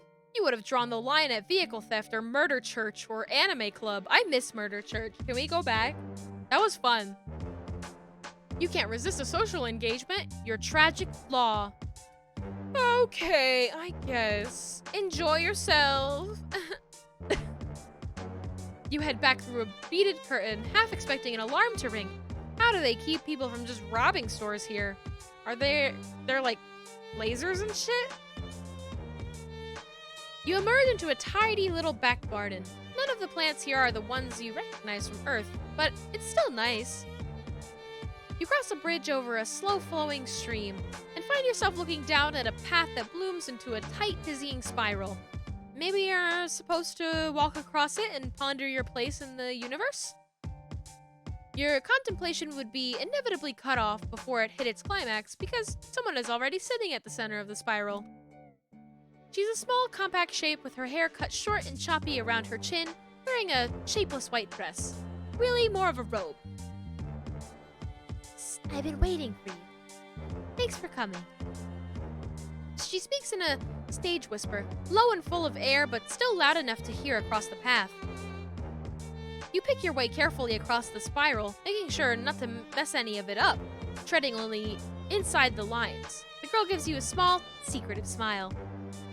My name's Boulder. You ask her if this is her garden. Does she live here? It's nice, but it's not exactly out of the elements. Actually, it looks like there's some storm clouds rolling in. You're probably going to get rain soon. Oh yeah, my Recupera-kun is over there, under that tree. She smiles again, and you can't tell if she's messing around. In fact, she's entirely unreadable. Like her face is a totally reflective surface, and all you're seeing is the cloudy sky and the garden. You can't tell how she feels about you at all. Would you like to sit down? Inside the circle, or? She looks around like she is only just realizing she's at the center of a complicated geometric pattern. It doesn't matter. I only wanted to see if you'd follow the path or trample through it. But you did neither. You forged your own way while taking care to preserve that which has come before. You ask her what that means. Maybe nothing. I'm not sure. The wind tosses her hair and the clouds chase each other across the sky. If the rain comes, it will come soon. Boulder continues to look at you as you shift awkwardly and shiver, pushing your hands into your hoodie. This is different than any other friend meetup you've had, even with the others who purposefully sought you out. There is a serenity to Boulder that all the rest lack. Or maybe that's just this zen as fuck garden getting to you. You try to remember what Boulder said to you in the message that she somehow managed to make appear on your phone and then immediately self-immolate.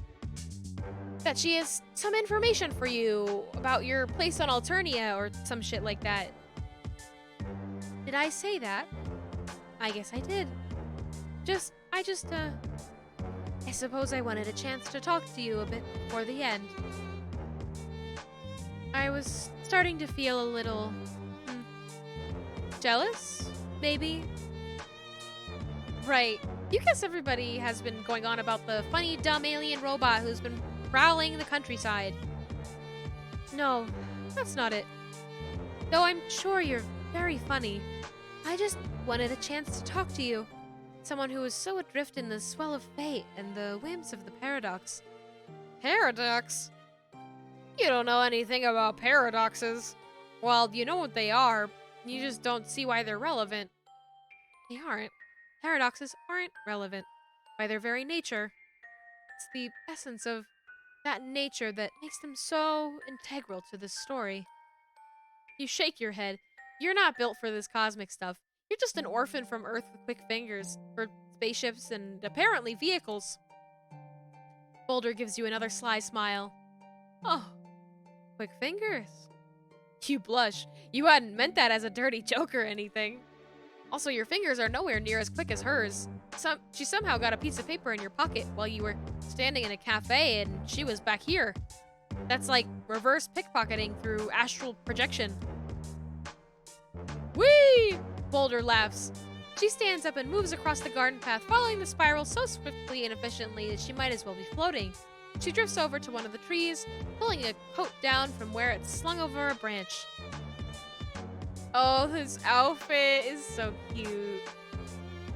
It covers her from chin to ankles, coming together to form an olive green symbol on her chest that looks like a question mark without the dot. A broad-brimmed hat finishes out the ensemble. Well, I can't teach you astral projection, but pickpocketing is actually quite simple. Would you care to learn? Ideally, we'd need a third person to act as the mark, but I think we can make it work. More crime, huh? Sure, let's do crime! This whole mess started with the theft of a spaceship, and if Boulder is right about all that fate horse shit, that was supposed to happen, so maybe you'll lean into it. Perfect. The first and most important aspect of the art of pickpocketing is staying unobtrusive. You think about mentioning that walking around in a great big coat and floppy hat is not the most unobtrusive thing you've ever seen, but you aren't the expert here.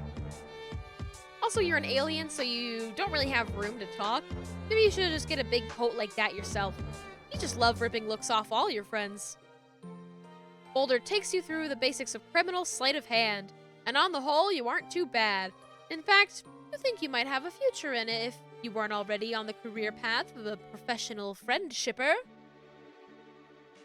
You don't know what this has to do with her learning about you or teaching you your place on Alternia, but it's fun, and Boulder is a good teacher. If there's one thing about this journey has taught you, it's that when something isn't actively painful or destructive, just ride it out. You don't think you'll be going around pickpocketing many trolls. Enough of them already want to kill you. But it's good to have this skill on reserve if you ever need cash fast and don't feel like hitting up any of your rich friends. You wonder if Boulder uses it for anything besides passing notes. My sources tell me you've been on Alternia for almost 3 parakeys now. You have no idea how long a parakeet is, but what the hell, sure. Impressive. No wonder. She trails off thoughtfully and shakes her head. You wish she would say something with some substance to it instead of just vague nonsense. But at least she isn't threatening you with violence or trying to stick wires into you, so you're counting this interaction successful so far. Also, you feel weirdly chilled out with Boulder. Sure, you want to be friends, but there's none of that stomach-churning, spine-bending desperation to make sure she likes you at whatever the cost. You feel more awake than you have in weeks. Man, you've got to learn to pickpocket in a garden behind a cafe more often if this is what it does to your stress levels. And to get something to eat. Or maybe just coffee, because that's what they serve here. Sure, you could use another caffeinated beverage on top of the other caffeinated beverage you had earlier. Why not? You'll sleep when you're dead. If only. You follow her out of the garden and back into the cafe. Who is this now? Yet another friend? Oh, Ardana, you're still here.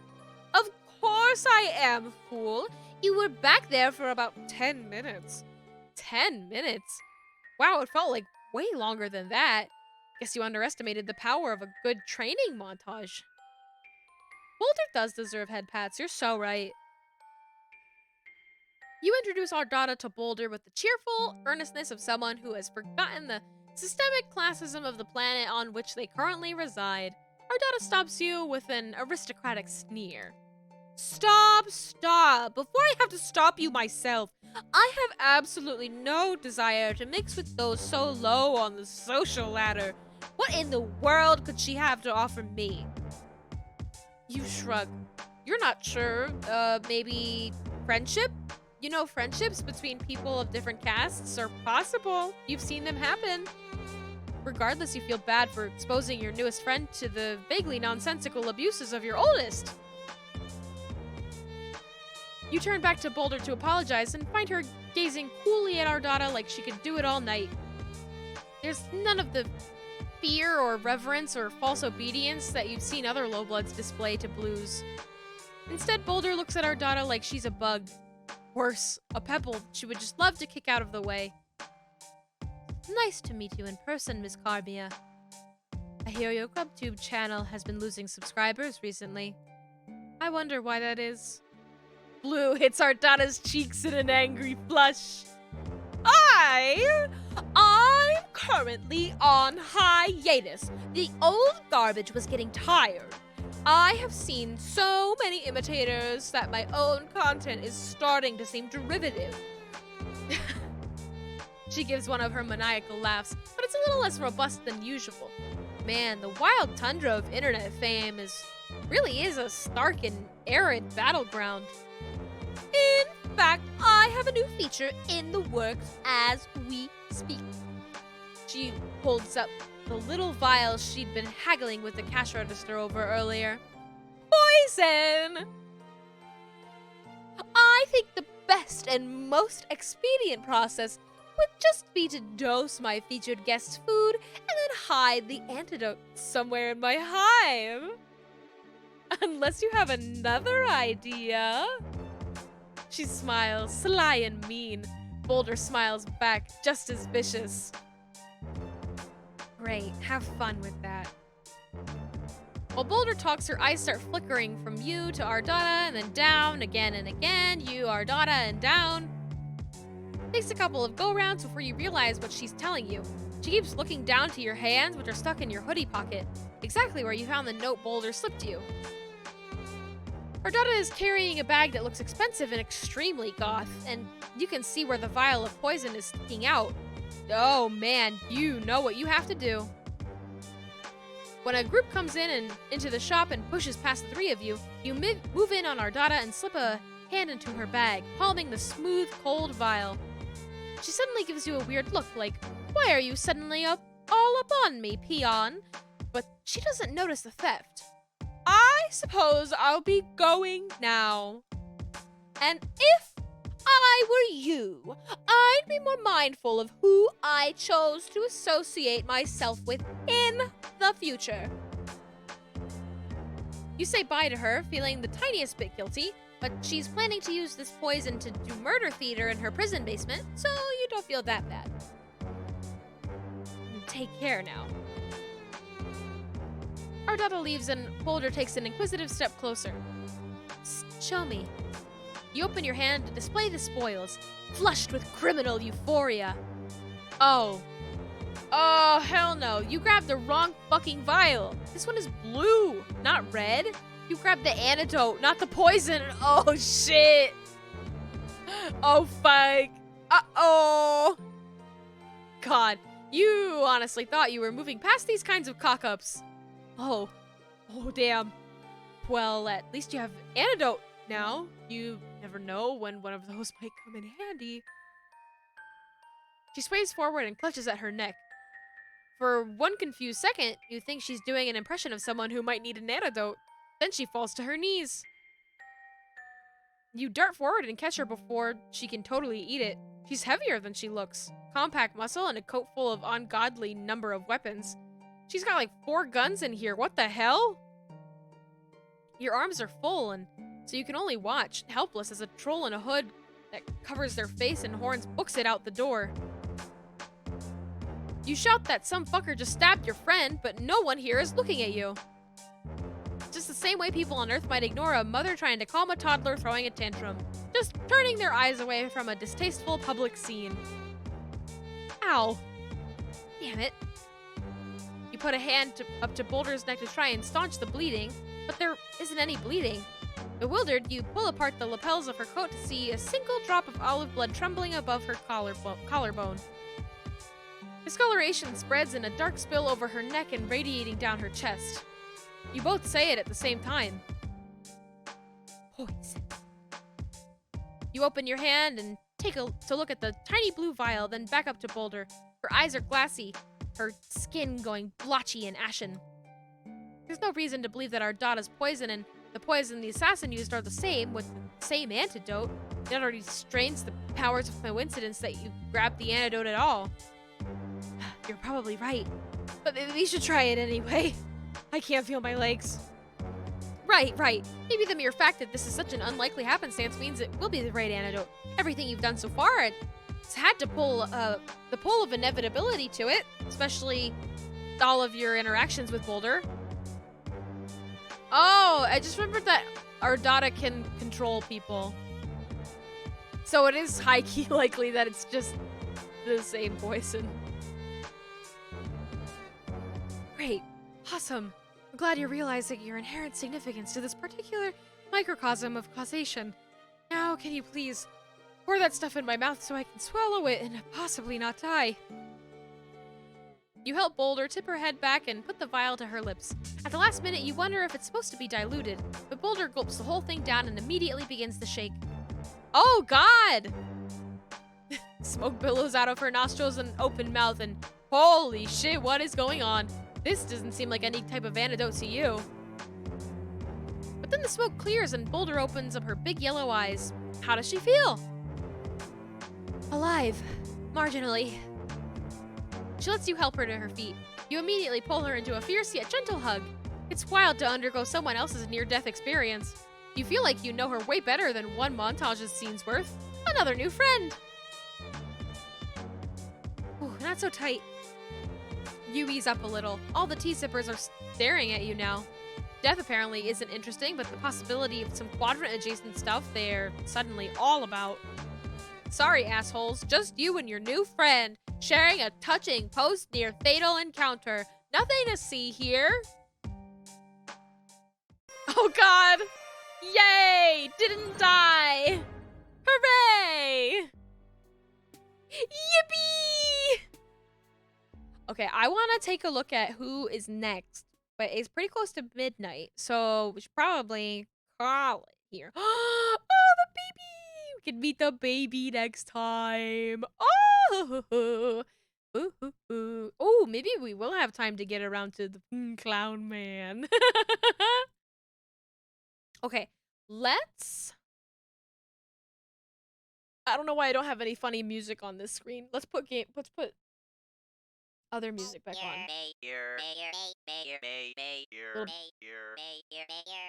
Just a little bit quieter so you guys can still hear me while I go and find somebody to send a raid over to.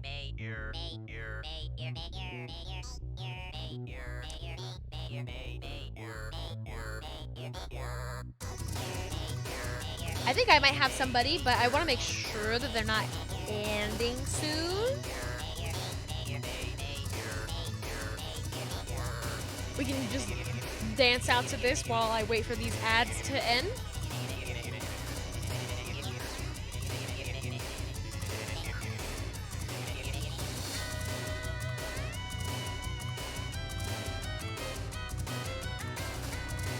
Okay. Yeah. Let's go raid Octa.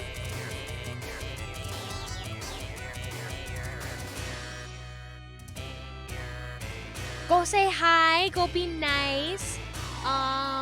You know, don't embarrass me. We're making friends. This is all about making friends.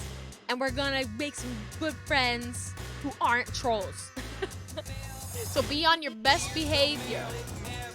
And thank you, everybody, for coming out. Thank you, Asia, for the raid, and all the new friends that came in today. If you're new here, I stream on Mondays and Thursdays, typically, at 8 p.m. PST, and sometimes Saturdays. So I am streaming this Saturday, so keep an eye out for that on my Twitter if you're interested. But yeah, I hope you all have a wonderful night. Sleep well. I'm gonna show that cute art that I got, and you can enjoy the music on your way out. Good night!